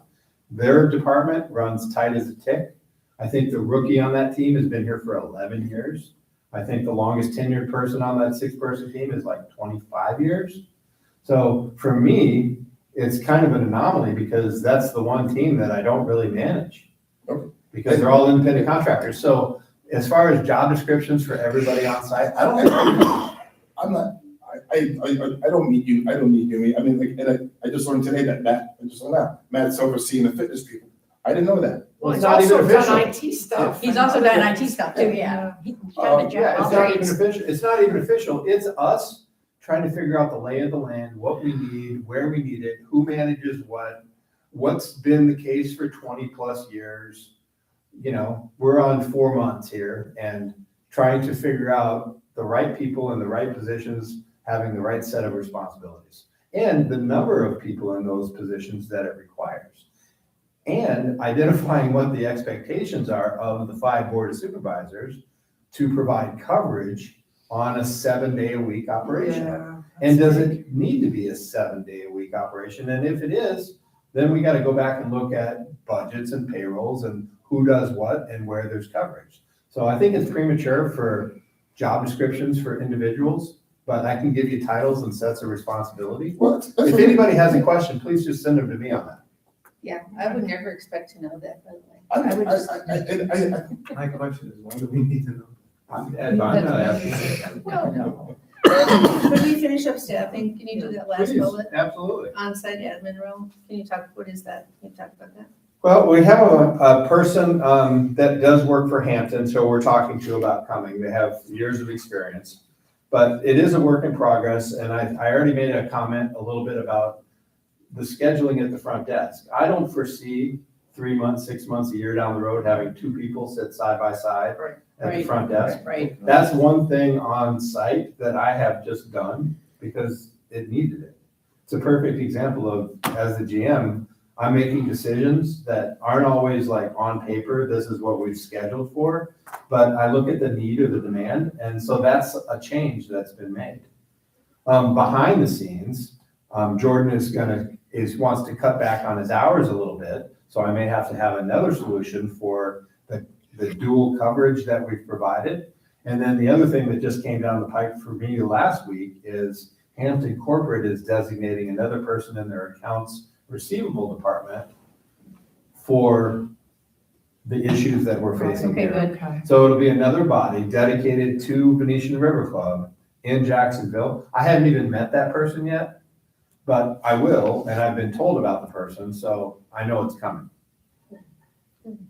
But, which doesn't solve the ongoing existing issue, I know, but I'm just telling you that that's some of the things that are in play. But what's this on-site admin, is this on-site Well- admin role, somebody else, an additional person here? On-site admin is the 2 people, Alexandra, who literally got interviewed and hired as a bartender and a server. But because she has an admin background and wants to make sure she's getting more consistent hours, we've transitioned her into basically an admin person at the front desk. Oh, front desk, okay. At the front desk. Oh, okay. But there are other employees within the Hampton Village that may have an interest in coming to join our team with more experience than, I mean, I'm the longest tenured Hampton employee that we have, and I've been here 93 days. So we're all new Hampton employees, and it's a new environment. So as we start to uncover more billing challenges and resolve more billing challenges, the need for double coverage and maybe even a dedicated person to Hampton will go away. But now it's not going away. Now we're adding. Okay, when you said admin, I wasn't aware that, you meant the front desk. So the front desk, I have no problem. Okay. It's more than the front desk. It's also a dedicated person in Jacksonville who's going to be focusing on. But we're not paying for that person. No, That's- those are expenses Yeah. Hampton is incurring to help fix the problem. They recognize it's a problem, and it's something that we are actively, currently working to resolve. Okay. Fair? Yes. Enough? Which section is next? Which section, where do you want to go I next? just want to try to get through your I appreciate that. agenda. Booking So usage. let's go back to booking. We can cross off some of that. These are more operational things. Really, I'm looking for you guys for the historical, the way we've always done it, and this is what we want to always be. It doesn't sound like I get a lot of that. I'm getting so much support from, hey, make the decision if it's an operational decision. So like a good example, and if you try to book a private dinner reservation for 14 in Jonas, you can't make a reservation for that. It throws a monkey wrench. here's some of the historical information I need to get from you guys on rules, standards, what shouldn't be allowed. I've heard everything from nobody should be allowed to eat in the La Sala to I will only eat in the La Sala. Yeah. So I'll give you my opinion first. My opinion is if you want to come up and use the club and eat in the La Sala at the bar, I'm not going to say no. Yeah, I want you to just enjoy the club. And even if it means we have to pull a server out to have some, because it doesn't make sense just because someone wants to have lunch at the bar in the La Sala, that I schedule a bartender 5 days a week for that one-off. Now, it may mean we shift some people around, or the server from the dining room goes and takes care of the La Sala, but I don't like saying no for those kind of things. If you guys were to tell me, we absolutely, we've talked about this for years, we don't want people eating in the La Sala, then we can do that. But the way it's always been, and the tradition and the history and the regularity of that being the case, I think that would be a tough move, but anybody? Well, we've had dining in there for a number of years. I think when we originally came, it may not have been that way, but some of you may be here longer than I am. But I think it's been dining in La Sala long enough. I'm with you. I don't want to tell somebody they can't eat. Exactly. If they want to eat in there, let them eat there. Yeah. And it's almost to the point that it's Yeah, so. we turn down revenue, right? It's the point that sometimes it's so slow in here, just put everybody in La Sala, so you don't have to. Everybody wants to be in there. Yeah. Yeah, everybody does want to be Yeah. in there, so. Oh, yeah. But I can tell you, not everybody wants I people like eating in there. Oh, I know. That's not true. So it's okay, I'm good with that. I'm But, okay with that. but here's the thing about that. I think I would want to know, Because so many other people. I would want to know why somebody doesn't want dining in there. Is it that there's dining there, or is it because there are tables in the way and they can't get drinks? Because that may be what is this really about? And I think it may be the I can't That's get part of it. drinks. That's part of it, Yeah, for yeah. sure. That's part of it. Yeah. We don't go in there because we come up on busy nights Yeah, and you get can't this get in crowd there. that puts all the tables together. You Yeah, but can't they're move around. drinking and You it's, can't get a drink. I know, I've walked People out look in there and walk out. But that's a different issue. Putting tables together, I think, is a different issue from. Well, then I was eating in gonna there. ask about that, and Yeah. how people felt, because I get somewhat frustrated when you've got, 8 people Yeah, sitting in that little room, putting all the tables or together. 18 If you're in a group of 8, take a table for 8 at the back of the dining room. Yeah. But don't take up the entire La Sala. I don't think people should be allowed to move Keeps it- tables around. Keeps everybody else away. Right, I don't disagree, I hear you. I don't disagree with that either, Joe, and it's something that we've gently tried to address and suggested people sit at an 8 here, have 2 8s side by side, but don't pull the pushback is boisterous. This is what we've been doing for years. So I'm trying to pick the battles and the swords to die on. Yeah, So I think starting to ease people into, this is what we'd like to do, try not to do this. Fortunately, it's not every night of the week, it's a couple times a month that happens. well, plus I think if it's bocce, for example, I'm always here. Well, you're here a lot, so thank you. yeah. It's good. But for example, though, if it's bocce, My bill is fine. oh my But God. seriously, go But ahead. if it's bocce, for example, Right. though, if, once that's centrally organized, which I hope is really soon, because they keep running into King at the golf club, I just talked to him. that, if there's a bar set up out here and there's some chairs, then, because they really just want to come in and get a drink. But they end up pushing all the tables together. I was in there sitting with somebody and they were basically banging into us. Oh, yeah. Setting up 6 or 8 tables together, most of the tables in the bar. Uh-huh. So I think maybe other things will ease, Yeah, I because don't I think hear that's you. appropriate. You couldn't go into a restaurant and do that. No, you couldn't move tables around the restaurant. My husband won't go into a place like that because he can't function. He can't walk and he can't hear. There's really only 2 or 3 groups, Bocce's That is one of fine. them. But it's bocce, it's all residents using the club. Yeah, There's a That's couple great. other groups that do that, and I think Yeah. we can curb this is the way we've always done it. Well, I go to Hyde Park for happy hour and people pull it, They in the do. backyard, people pull the tables together. Really? Yeah, They do. People will do it, I mean. Because I'm of with the- you. especially the high tops, I because don't they're think- small. Yeah. And so, yeah, I know. Everyone hike up it's- together, It's tacky. so it's a tough issue, but And The challenge that we It face includes is, everybody else. I understand, I get it. I've Bottom seen people line- walk away because they see Yeah. all these tables. Yeah. Bottom line is, we need a bigger bar, Jill. Yeah, I know. But here's the question, if you had all those people sitting there and not pushed together, they'd be taking up the same amount of space and the tables would be used up and we could still walk in anyway. Probably not. and it even bleeds into, then it's an order that goes into the kitchen for 16 or 18 or 20. So if there's other issues, Yeah, that's what that's the, true. that's the argument that I try to use to not pull all your tables together. We need the checks to go in separately. And this is something that we will, it's like the horse and. You can still take, just because they pull it together doesn't mean you have to take them as a group. But I think we need to let you manage it. You see Yes. the space, you know what people want. And Yep. and there are some nights that are busier than others. I Right. mean, Thursday you can probably get away with it. Wednesday or Friday, maybe not so much, but I'm married to somebody who would not, he would see that crowd and he would turn around and hobble back to the car. I've seen people walk. I would take each one of those tables individually, Yeah. because they're not as a group, they didn't make a reservation, they just walked in, they're not a group.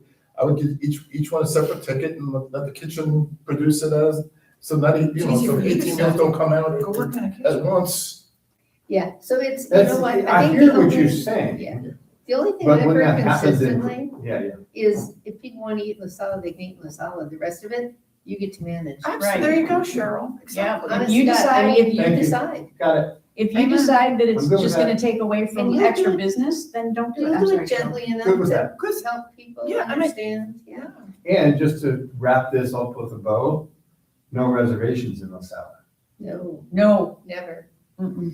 So you know, Well, we have to, maximizing volume. Your staff needs to Restaurants? know that because they Right. do take them. Well, they take reservation requests. I hear you, and I will I know reiterate there's a with, golf group that goes, of ladies. but they call and, so they're not, when someone calls and says, it's kind of a fine line. I want them to call and say, hey, there's 20 of us coming, we can help prepare it.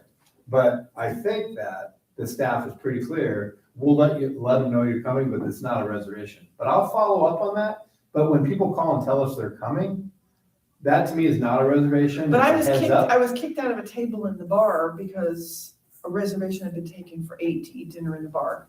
Well, I'm glad you're Yes. telling me about it Yes. now. Tell me about it when About it 2 months happens. ago. I think when you make a reservation months ago. online, it comes up. They called what the area. person. Yeah, that's No, true. not here. No? Yes, I've it never does. seen that. Just People dining. can- Ken's right. Just dining, I don't think it's Yeah, that. no, it's just dining. Every No, time I've it's done a just dining. I reservation, know it's it's always dining, been I dining. just go to main dining. No, main dining is not La Sala.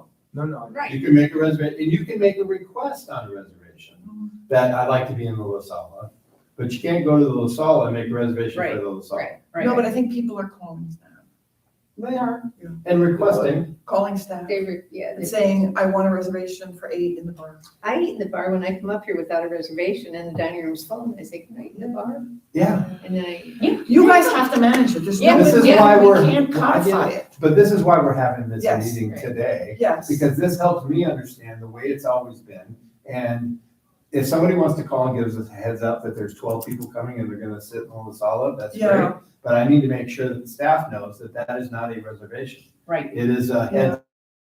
Yeah. Same thing with if someone takes away your table and says it was reserved for somebody else, I can't even tell you how many times either I or I listened to somebody else tell people, we don't take reservations in the La Sala. Yeah, okay. I've heard it, I've heard it, I've heard it. Now, that doesn't mean that somebody didn't do it for somebody and put a reservation sign on a table. Yeah. But I can also tell you that's probably the way it's been done for a long Yeah. time. Yep. You're giving me enough information to make a decision. I know where y'all stand on it. That's good. So we can chit receipt. We talked about that already. We You're talked- gonna operationalize that, you're gonna say it's required to give it to the resident and they gotta sign? Yes. Okay, great. It already is operational, part of our pre-shift education and training to the staff. I kind of thought it was already changed in the rule, but I need to go back. Well, and we look. discussed it, but I thought it was. No, Some we people discussed skip it. out of the All right.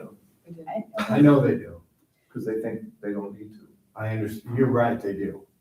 I don't know if you heard his comment. Some people just get up and leave. yeah, And that is a huge part of the learning curve and challenge that we face because, listen, part of the reason I wanted to be very conscientious about not sending out to all the members, hey, you have to sign your receipt and review your receipt, because I didn't want it to come across as I'm blaming the members for all the billing and charging issues that we've had. Because that's not, No, that's the server can say, Right. I'll be right back with your. Yeah. 100%. Yeah. And the server shouldn't have to wait, or shouldn't wait until you're ready to get up and leave. Yeah. To me, once you've had a declination of dessert and coffee, or you've been served your dessert and coffee, you get the check on the table. Yeah, the other night, they did better about that. Yeah. Thank you, I'm glad. It's, but it's a work and you know, they did better about it, and I've got 2 employees that have been here less than 5 days, so they're going to be better about it too, but probably not on day 3. Just because you've been told something, and that's one of the things that drives me, and I'm sure it drives everybody crazy, is you can tell somebody something, but then it doesn't stick. That's that old cliche, 7 times, 7 ways, until it sticks. So I have a question for you regarding, so we're gonna make sure that the residents sign everything. Have we decided on what we're thinking about doing with requesting the member number It's part of the, or showing the card or something? I mean, I know there's a lot of people up here that know a lot Yeah. of people and stuff like that, not really. but, you know, I think it's really important, and the reason I think it's important is because then you also know at that point whether their card has been deactivated for any reason whatsoever. That's true. So if they, Suspended or deactivated or something, or you've got a resident who used to live here that still has the member number that didn't get deactivated. well, the card wouldn't be deactivated either then, would it? If the member number hasn't been? Correct. I think they go And together. they Or- would go hand Or in they hand. still have their card, but it's deactivated, they wouldn't know that until they checked it in. Well, it might be deactivated in one system, should but be. not deactivated in Jonas. Yeah, that's true. So Here's it might what- get deactivated in TechWave, and we have, this is an old, No, yeah, historical. yeah. So, going forward, we are working on an SOP to close all those loops, and that'll be in It's the in this upcoming packet. weeks. Perfect. And so I think that will resolve itself, but we do have this historical issue of there's data out there that where items should have been deactivated or suspended, and it's not. I think that, to be honest, with the migration from Columbus City, Yep. a lot of that has caused a lot of challenges in another area.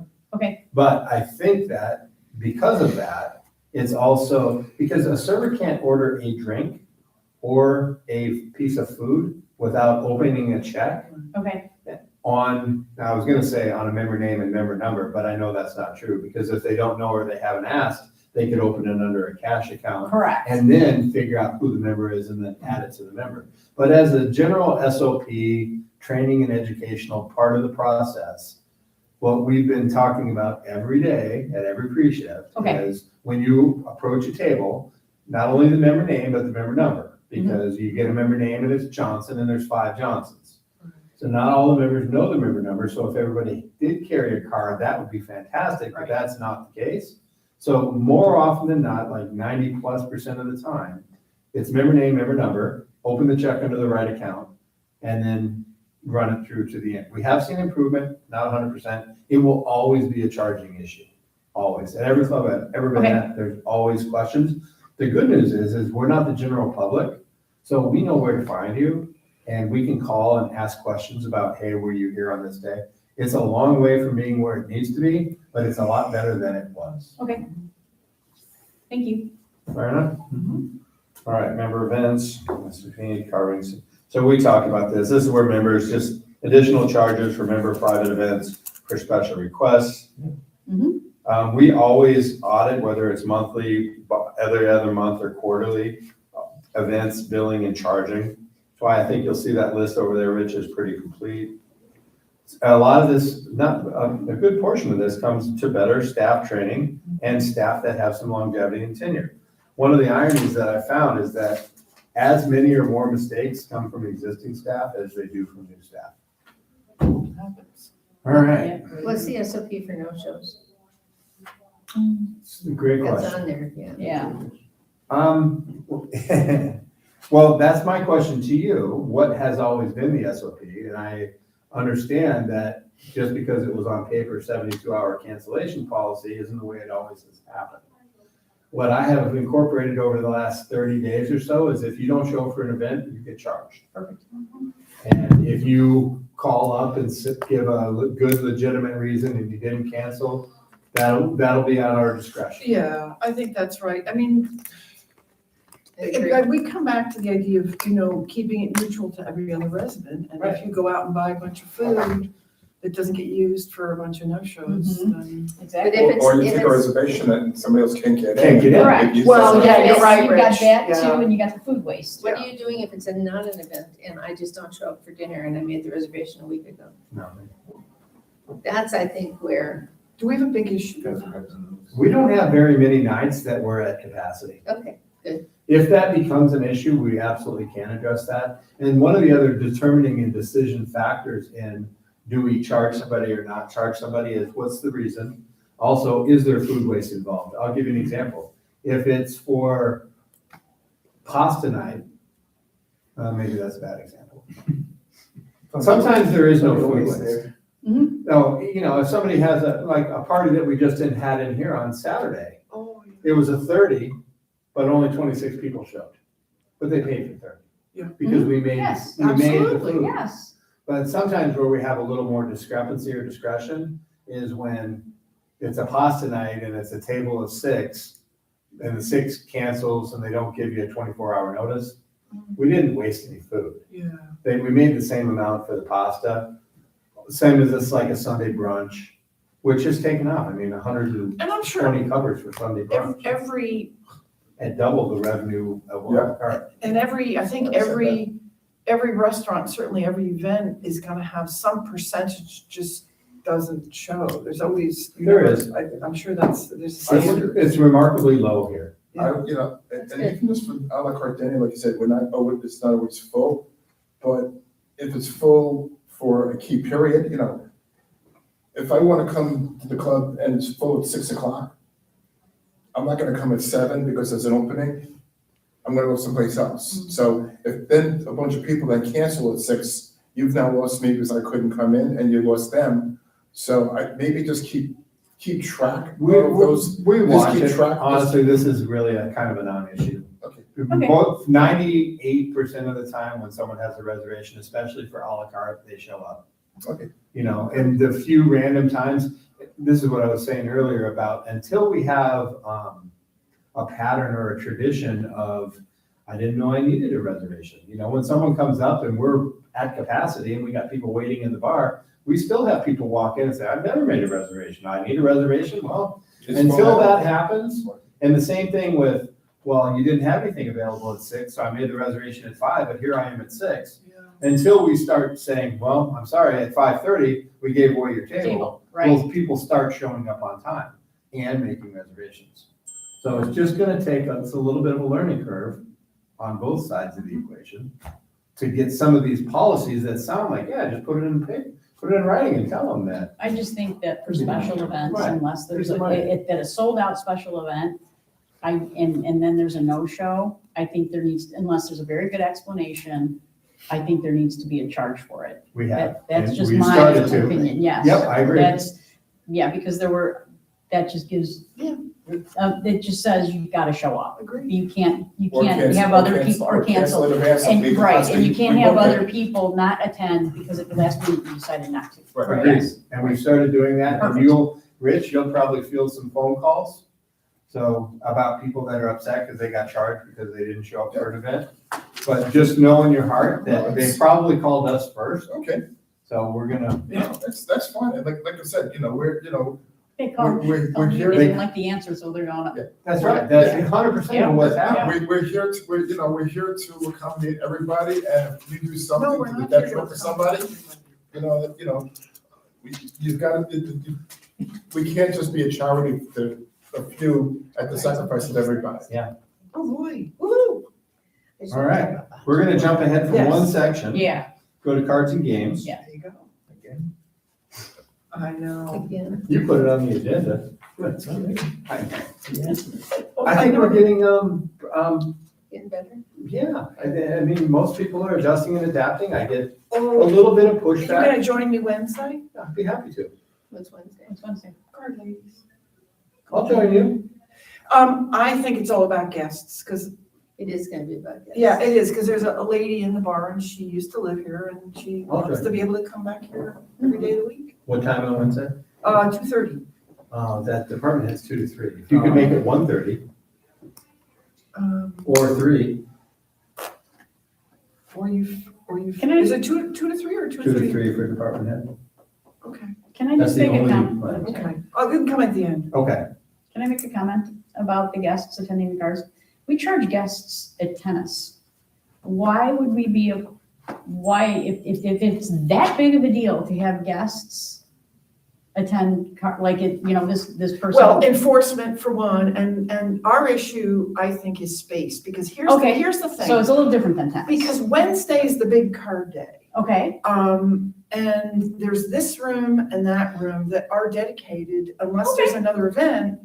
But the additional problem we have is some are noisy and some are Okay. not, some want quiet. Mhm. So unless we want them taking over the whole dining room, which can be a problem, if there's food service. I mean, if it's a matter of space and space residents. is the real issue. Okay, then that's fine. Space is I'm the fine issue. with that, Jill. Space, the Yes. space is an issue, not just because of space, but because one of the games is incredibly noisy. Okay. And other people want. But then they just have to put up with the noise. And I don't know. Ken, you have no idea how noisy this shuffler is. I don't care.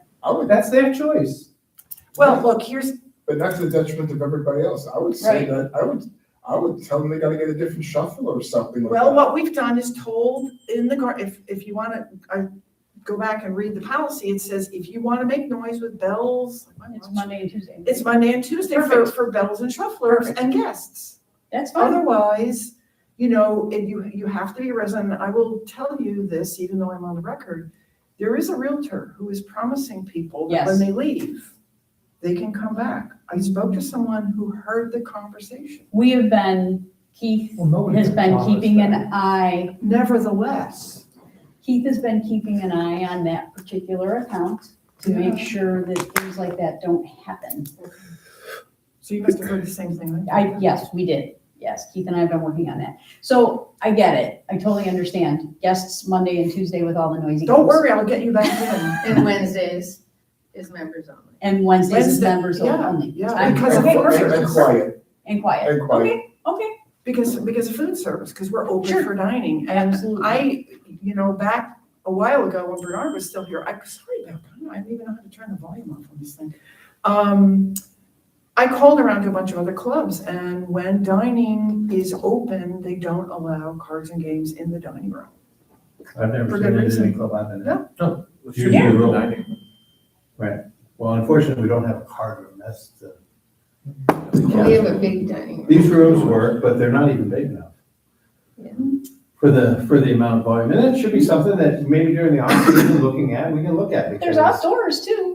Well, I think what we may need to do is ask folks to, maybe we need an attendee sheet at each table. I don't know. We can talk about it offline, but. Yeah, and what I was gonna say is even during off-season, you might wanna take a look at it. If that's where the demand is for this property, that it's cards during the day. Maybe we don't have food service during the day and it's cards all day. Not if I'm it's just throwing it non-residents, out no. there. I mean, not for non-residents. I'm talking about days where it is Yeah. even just residents. Some Wednesdays, we'll have 40 or 50 people in here, Yeah. which they're just trying to enjoy the club. Oh, absolutely. And I know that you've bent over backwards. They don't think so.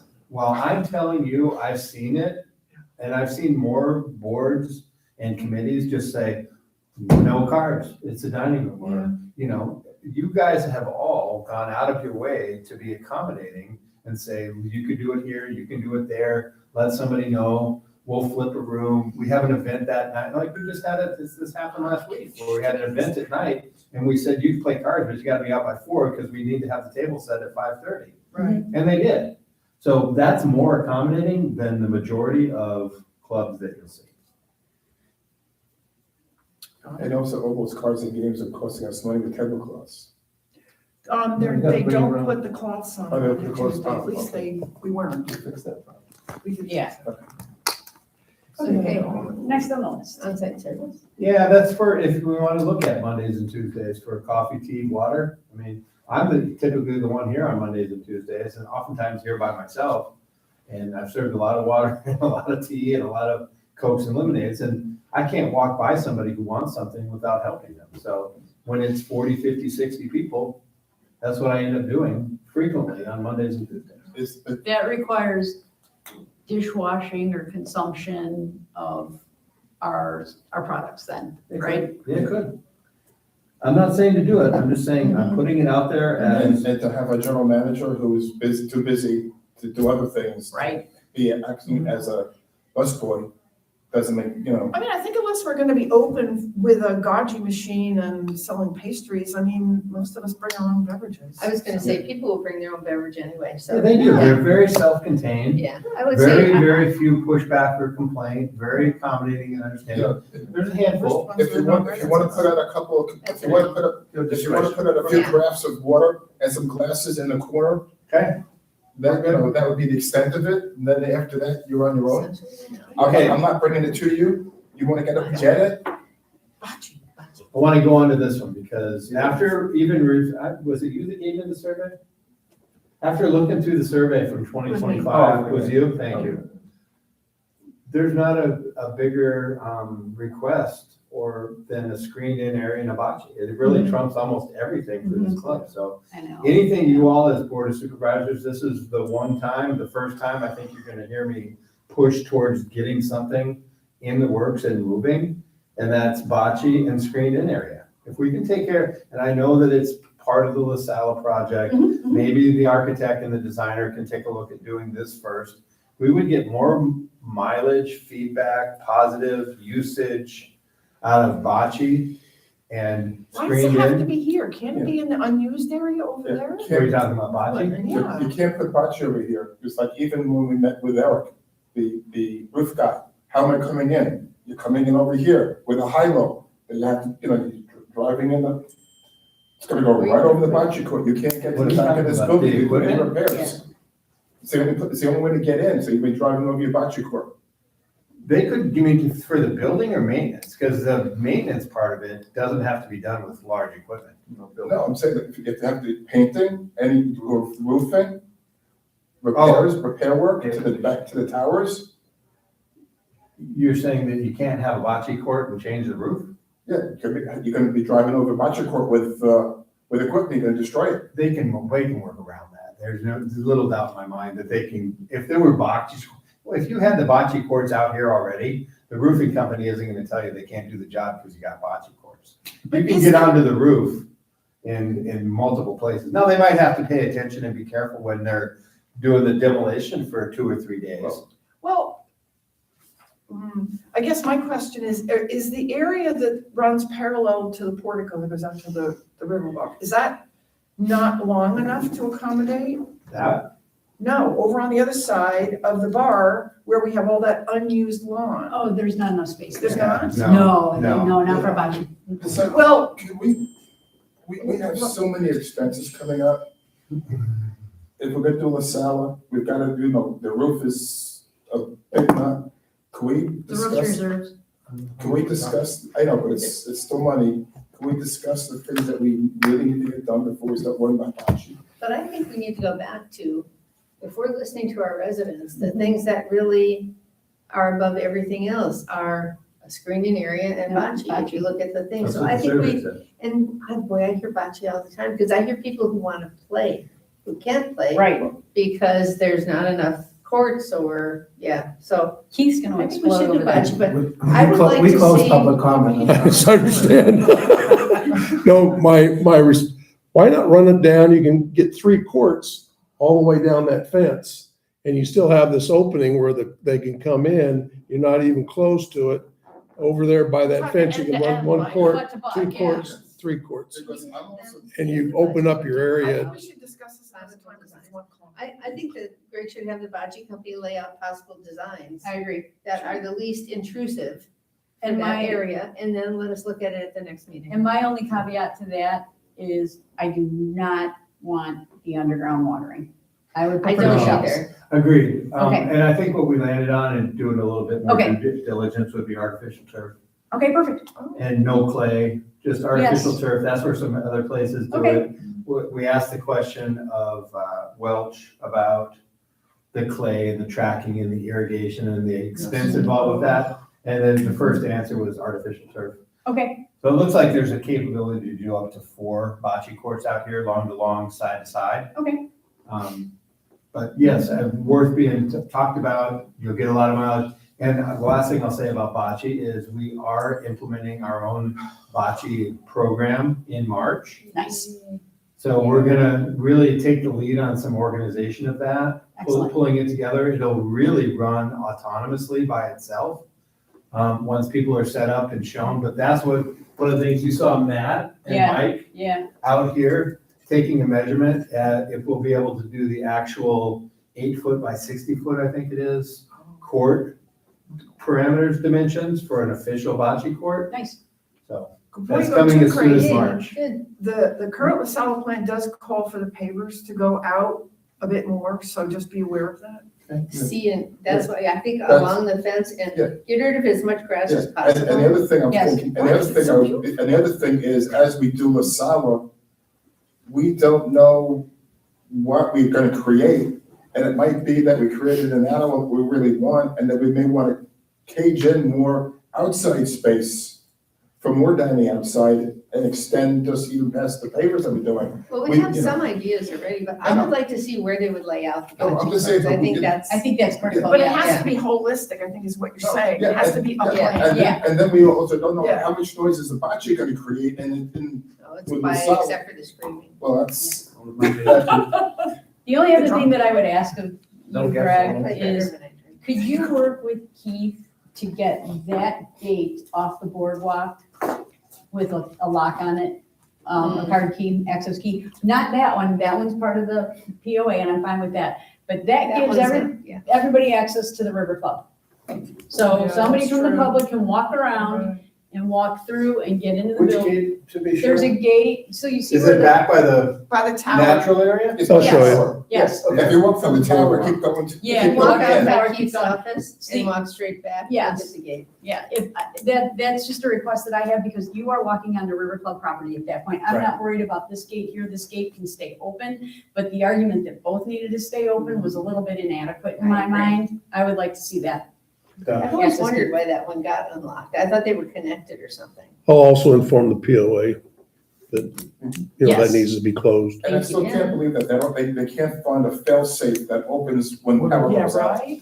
I Order of know. magnitude, how much? You'd I Okay, think we're anyways, talking just about- that was a little quick Thank you. sidebar. All right, 2 would be, 2 courts would be about 45.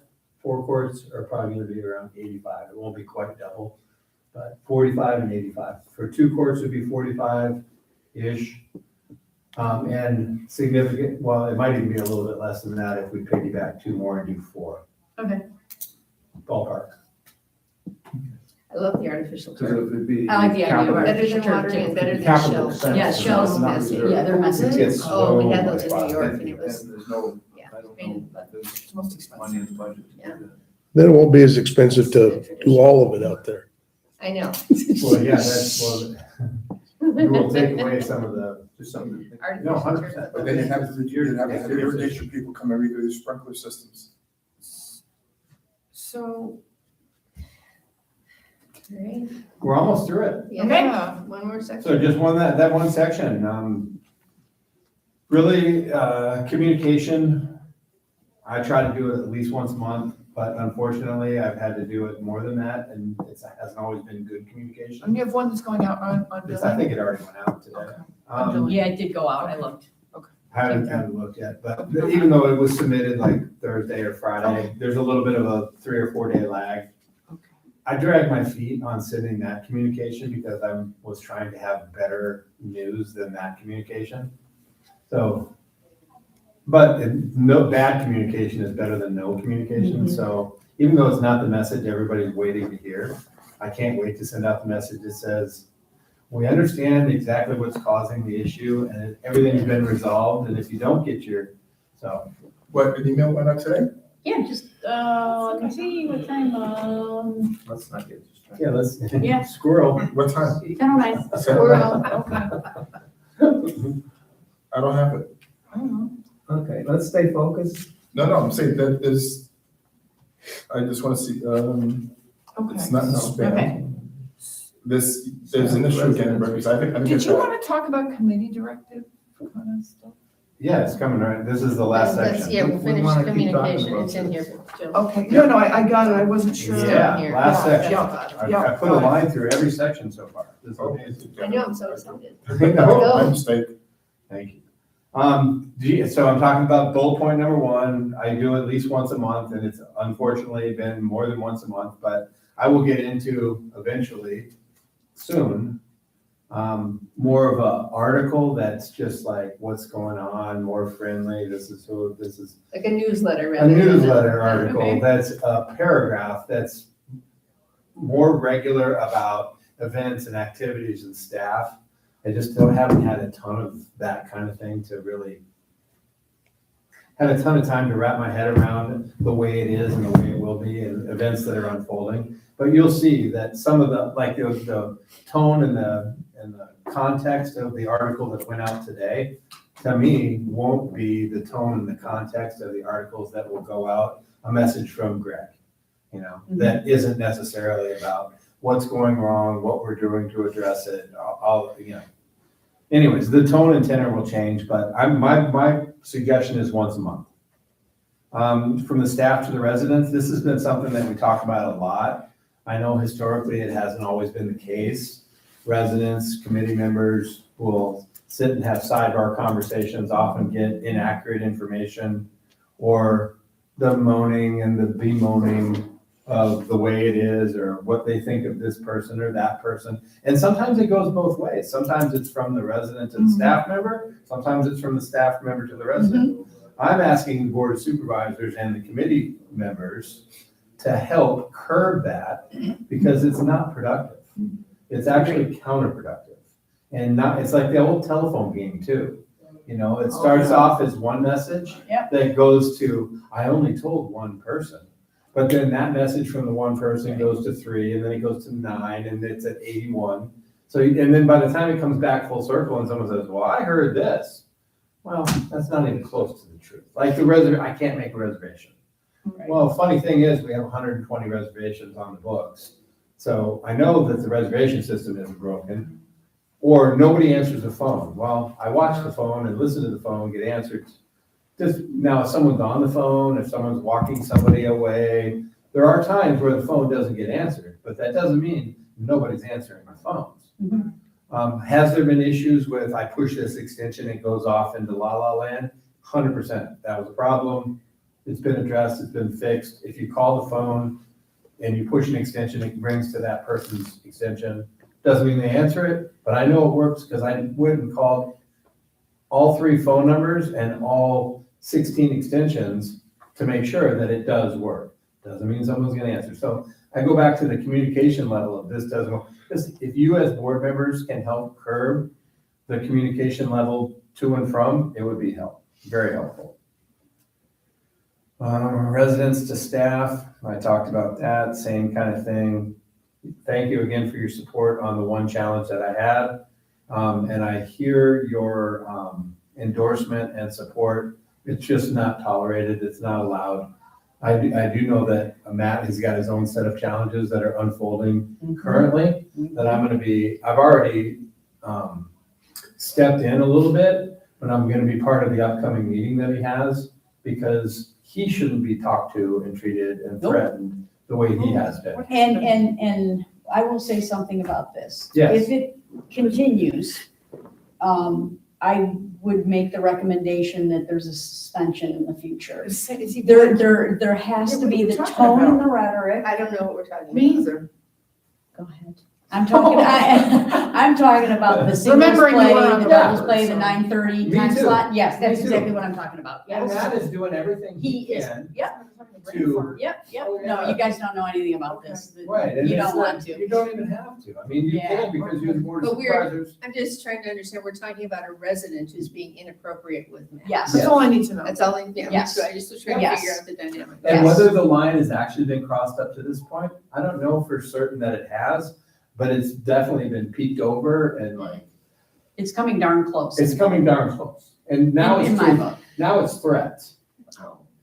Like legal lawsuit threats. Mhm. Over tennis. Yeah, and reservations and singling out and, Yes.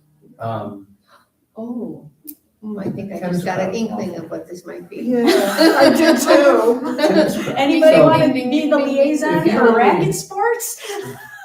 if you only hear one message from me on this, and I understand the frustration, I empathize with the situation, because it's not just about that. This also kind of spills over into the frustration that you as residents and members have experienced over the years with the quality of food or the presentation or professionalism or the billing. All of these frustrations, just like this particular incident with the tennis and racket, have festered and stewed for a long time. I can only tell you that from my perspective, for myself, I'll speak, and I can tell you, I feel comfortable enough and have spent enough time with Matt to know how important this is for him to do the right thing, make the right decision. That being said, he needs the opportunity to do his job and to make those decisions and know that he has the endorsement and backing of the board as the decisions come up. And I think he's engaged and gotten people involved from committees and boards. So you guys are aware of what's going on. I already have told him, 100% support of whatever he decides. Awesome. Does this have- He has got my backing no matter what decision he makes. Does this have to do with when, I guess the last meeting we decided, you can't play primetime more than 4 times a week? Is that something different? No, Well- it's a different ongoing. Well, saga. we never made that Well, decision. we kind of, I You're on think the we same kinda galaxy, I think. Yeah, you're, Okay. yeah. did. Okay. Okay. Not a club. It is an amenity. It's an amenity. There's There an you amenity. go. It is an amenity. You're right. We're not. And a tennis that's club. where I think the messaging, us as a group, can help to put it out there, go back and forth on it, make sure it's a constant 7 times, 7 ways message. Agreed, 100%. But that's not how, the perception is not that. No, it's not. That's a- And I will say this, Matt has done an extensive analysis of this. Yeah. And he's come up with his conclusion from his analysis, I support as well. I'm just gonna say that. He cares. He cares. He cares. Right. Mhm. Residents and staff, for the most part, I think people have done a very good job. If you have issues with staff service, come to myself, come to Luciano, come to Kat, and don't engage the staff. Same thing if you have questions about operations and things. The more committee members and board members and residents cannot engage the staff is being coached on our side. One of the 7 deadly sins in the club industry is talking business and club operations with residents or members. It's not for the hourly employees aren't sitting in these meetings, listening and unfolding all of the detail and thought that goes behind moving tables and chairs, presenting checks, all the different things. That's up for us as managers to lead, guide, and advise the staff, not for inquisitions and questioning from residents, committee members, and board members. And it goes the other way too. The staff should not be approaching residents, committee members, and board members about logistical things, strategic things. They shouldn't. They should come to us, which hasn't always been the case, but it's something we can work towards. Agreed? Anybody? Yeah. Yep. Awesome. Same kind of thing with Hampton. If you have issues with me or management or operations, come to me about it. Emails that go to, I've seen emails go to the VP of finance, the accounting specialists, the national director of operations, the marketing director, the regional, all in one email. Oh my All I God. can tell you it does is it just throws a monkey wrench in a lot of things. I'm telling you, I've seen emails addressed to 8 or 10 or 12 people.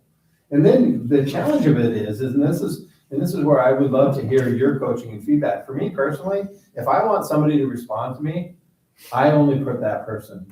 If I ask a blank question and send it to 5 people, normally I don't even respond if I'm one of those 5 people, because I don't know who, unless I know for sure it's directed at me. If I'm CC'd on a communication, I rarely respond unless I disagree with something. The only time I really respond is if it's addressed to me. And then if I see 10 or 12 people addressed on the CC line, I'm telling you, I can show you emails where it's addressed to me, but there's 10 people on the CC line. I normally will reply to the person and not jam up 12 people's email with the email chain going back and forth. Doesn't mean I always do that, and each case is on a case by case. All I'm asking for in this meeting is to try to have more succinct, pertinent conversation, communication. And if it doesn't work, then escalate or elevate or get other people involved. But I don't think everybody needs to be involved in every decision along the way. It just ruffles feathers and throws a monkey wrench at things. Fair enough, reasonable?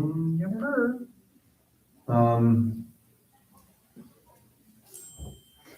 The last one I'll talk about is committee members delegating and mandating. I don't. Sorry. No, I saw it. Trying to figure out how to mute my phone. Just our staff and employees, sometimes we'll have a guidance or directive that sometimes derives from board meetings. Sometimes it derives from committees. Sometimes it derives from staff, department head or BEO meetings that we have. Well, different ideas or thoughts about different events we do or don't want to have and what we should charge and how many people. Those are all operational decisions, and I can tell you, I have 3 different staff members and emails from all of them over, this person is telling me I can't do this, or I can't charge more than that, or I can only do this. It's really challenging to try to be the person to deliver the message, outline the expectations, offer the advice on how to get it done, only to have that circumvented by a committee member or an employee telling that same individual who's a department head or leader on the staff, they can't do this or they can't do that. Well, It puts them in a precarious position. and I think, my view on that is if it gets to be a problem, there is a precedent for taking people off of committees. Okay. This is my personal view as one of 5. That's all I'm gonna Well, say. and I think that, I have had some end runs on my committee as well, Yeah, which, you fish, you wheel them back in and go, wait a minute, right. you were advisory to the Absolutely. board. You were Absolutely. not And advisory to Right. management. Correct. And so that's just a conversation that I have had a couple of I have times too. with people Yeah. who run sideways. same here. And I just ask that I let you tell me if it Same happens here. again, I so will. it can be addressed. Right. But I agree. I think all the committee members need to run their stuff through the liaison 100%. There should never be an email that should come from a committee member directly to the No. staff. I don't think so. That's my opinion. I like that. I think it's a little unrealistic. Okay. I'm hopeful. If you saw the number, it's dozens of emails. So I think we can curb it, just like that old analogy, the horse down the path, just a little bit here and a little bit there. I don't think it's gonna stop overnight. And really, it's the vocal minority. It's just a handful. I know, but it's a distraction for you and your team. 100%. Yeah. Well, I think there are times when there's historical questions, et cetera, that have come up and the committee members have been very helpful. Yes. And I think that's great. I think because I've seen some of the emails, that you have, and it's directives and it's not right. It's No, not right. I agree 100%. See, and I don't think, committee members to management is one thing, committee members to staff? Yes, No. oh, yeah. yes, I'm seeing it. Oh, yeah. But I'm saying it shouldn't happen. No, it shouldn't. You're right, it shouldn't. And so as I continue to address it, I'm putting it out there so this is something that is being addressed. I want to make sure we're on the same page. Yep. I feel like we are on the same page as I look and have seen and heard the support, and we'll continue to address it on a case-by-case basis, but it's very counterproductive. Very. All right, now it's open forum for Q&A. Nothing's off the table if you guys have any questions. Do you want to put the record storage discussion on the meeting for February 23? I think it's going to take more time than we have here. I agree. So I'll take care of that with Belinda, along with maybe the survey thing. Yeah, because we have other things to do here, so. Perfect. Yeah, I think this was helpful. I did want to ask on the reply to Pam Cafferty. Because I agree with you, I think something probably should come from the board in addition to coming from Hampton. Are you happy if I take care of that? I think it has to be done fairly swiftly. You happy if I take care of that? And do you want it to come from all of us? That'd be nice. I think it would be more tasteful if it's from all of us. I It doesn't look 100% like agree. an It must come administrative. from all 5 of us. Yeah, all Okay. 5 of us, yeah. And I can share with you the email trail and the different people that have chimed in and what Okay. they've said and when it was said. And I don't know if it's really necessary, other than, we understand, rather than rehashing it all, I understand that, it's a difficult time. We did not make it easier, we apologize. Yeah, no, for it's, the I'll, confusion. yeah. Just I'll- keep it, short and sweet. Yeah, no, absolutely. And No, it was recognize- my question, Rich, really was whether it should come from all of us, which I felt it should. Absolutely. Yeah. That's all I'm And you asking. can even just say Jill Pizarnik and the entire board of supervisors. Yes. I mean. Yeah, or on because we behalf can't- of is what I On would behalf of, say. yeah, because it's not like we're all gonna be able to sign it. No, I'm No, just no. asking, I just want to be sure you guys are on the 100%. That's all. We'll appreciate the Yes. suggestion. Well, here's what Yes. you got going for you.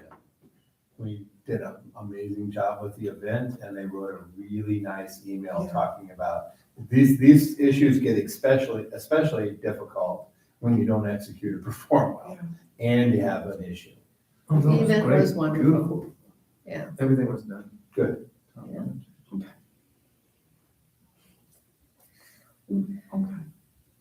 Anybody? Before you leave today, I want to make sure that everybody gets their packet. Yes. The review in the packet are today's email communications, tiki menu, lunch menu, dinner menu, service charge information. Great. An audit of all the events that have taken place since November 4th Oh, and how they were paid. Okay. And the last thing, and I should have touched on a little bit because it was a bullet point, but one of the challenges that we've often faced here is when residents have leases or new tenants or whatever they're doing for the off-season or season, nobody really knew who to send where for what. There was a lot of confusion about this comes from the POA, this comes from the CDD, this comes from the Venetian River Club. So we put together a 2-page SOP. Thank you to Cindy for helping with that, and Jill. But Cindy spent a couple hours kind of peeling the layers of the onion and who does what and who do you need to see for what. So that is going to be available. We're not going to email it to everybody because I don't think it should go to everybody, but it's going to be available in the POA office, the CDD office, and at the front desk. Great. Part of your packet. Fabulous. I got two things. I know you're busy and whatever else, but please, this list became significantly bigger than what was provided in the agenda. And I was really busy this weekend. I had a lot of things going on. I also work. So I was sending emails for work at 4:00 on Saturday, still trying to catch up from all the stuff I was doing. I did not get a chance to really even look at this. I didn't want you to. Well, it should, if we're going to be discussing these things. It's stuff that, everything in that packet, Rich, has been stuff we've been discussing for 2 months. New menus, the service charge information. Yeah, but those other things, there was some other things here that just needed some, so if we could just try to get some of those things earlier in the week, that's all I'm asking. I'm gonna take some responsibility for the timing of it though, Rich, because Greg and I have been talking about a lot of stuff, so part of it is, I think because he and I have been talking about it, I think it did sort of push back when he sent it to the board, so I apologize to you, because I think I probably helped add to I the timing, so that's from me, I'm I so had a sorry. quick between getting all this stuff together for Andy for the conversation. Oh, see, we that's didn't right. even know, we Yeah. had no idea about it, so Yes, sorry. that's what I'm saying. So that's coming, Plus, you know. plus I also, I had a bad week of work.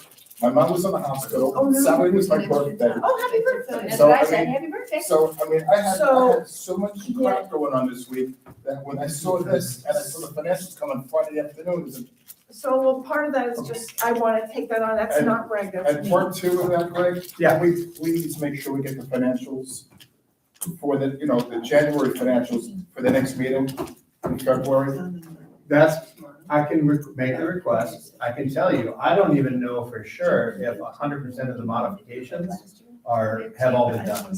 I don't care if they're all done or not, we still need to see. I know December, are you good with the way that the format of December? Just before we go, because I want Karen to hear it, so, From October, November she did. yeah, she did. Yeah. So- December is different than October, November. But yeah, Rich, I will continue to, I and mean, you will see, we it will should- come out. we should have something, if we're gonna I mean, we've really not discussed Yeah. finances in 4 months. No, and we'll make sure it's on the agenda, I think we agreed to go in the second And, meeting. of the month, yes, so we I'm have- saying, so Yeah. we should have something, whether it's the final or not, we should have something in advance, so we can at least, I wanna talk about it.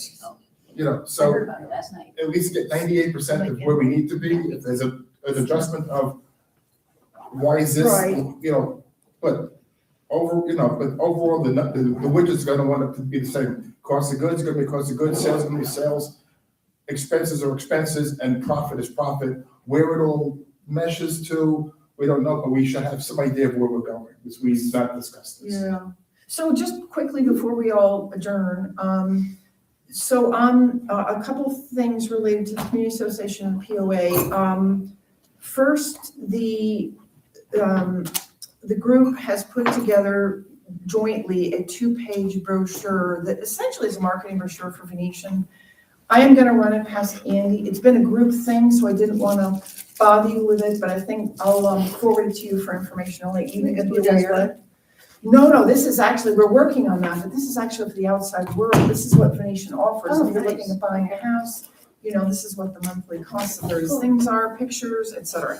So the second thing is the Community Association meeting. Mark Fayford asked me, he shared with me, and maybe he'll share with either of you guys, you know, the top topics that have come up are things that both of you are working on. You know, it's the Laurel Road thing, the landscaping, the back gate. So, you know, Mark had asked me if I could speak, and I said, well, look, I'm happy to say something, but, you know, you guys are the ones who are closer to that. I don't think it's an issue if you're speaking at a public meeting, especially about things that have already been discussed in the public domain. You know, but I guess that's an Andy question, if it's multiple people and it's a public meeting, or we just notice it as a public meeting, but then you'd have to call it to order and adjourn it. Yeah, which is I weird. wouldn't do that, yeah. So, I mean, what I would Probably say a is, question for Andy. you're, I think most of it's gonna be about Laurel Road. it is, well, it It is, is. and you And got I'm such happy to great do it. reviews last year, if you're willing to do I'm it. willing to do it. Bless You do you, a great job. bless you. And then Yes. there are also issues, I'm meeting with Mark and Tom tomorrow. Great. And there are also issues about the Welcome Center. Has anything changed? Well, that's the other thing, the welcome Yeah, center. the welcome center, yeah. I've asked them for A response. status of systems and Okay.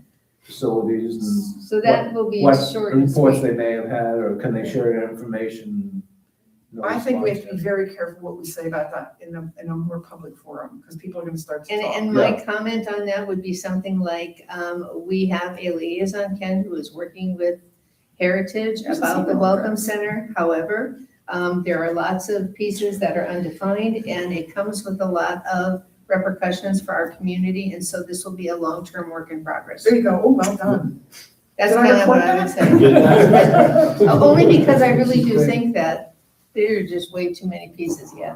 Oh, yeah, yeah, we haven't even scratched the are, surface exactly. yet. No, not at all. We can't, we shouldn't be saying anything. No, No, that's kind of like saying nothing. Saying Other than something. that, it's Saying carried loud away. without saying Yeah, anything. we We're can't- looking into it, but there's so many, Great. we're looking at, there are so Yeah. many variables, we There are don't know just where it all way goes. too many Yeah. variables.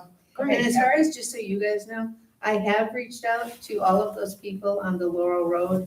Neil, Pat Oh, Neil, and I the reached other out to Pat dudes. Neil and the 2 project managers.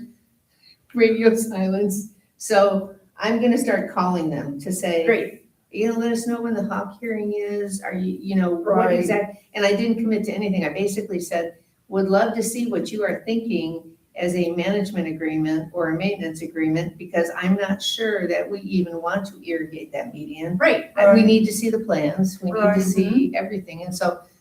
Well, and the heads up on that is, that they said, well, you know, Taryn is working on that, and I was like, no, Taryn is not working, I mean, we're the ones who got the letter from Neil, so Right.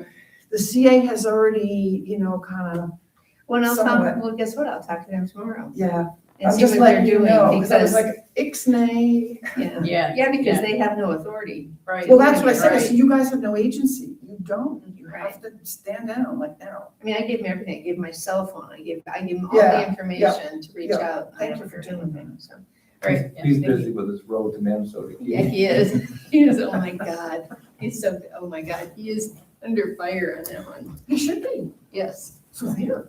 Thank you, everybody. Thank you, this Thank was you. All awesome. right, we're Thank gonna, you. is this officially closed? Yeah, let's close the workshop. Oh, wait, what? Yeah, we're We're gonna good? do that. Yep, thank you. Okay. Appreciate it. And does it feel like, does it look like it was stable through the whole thing?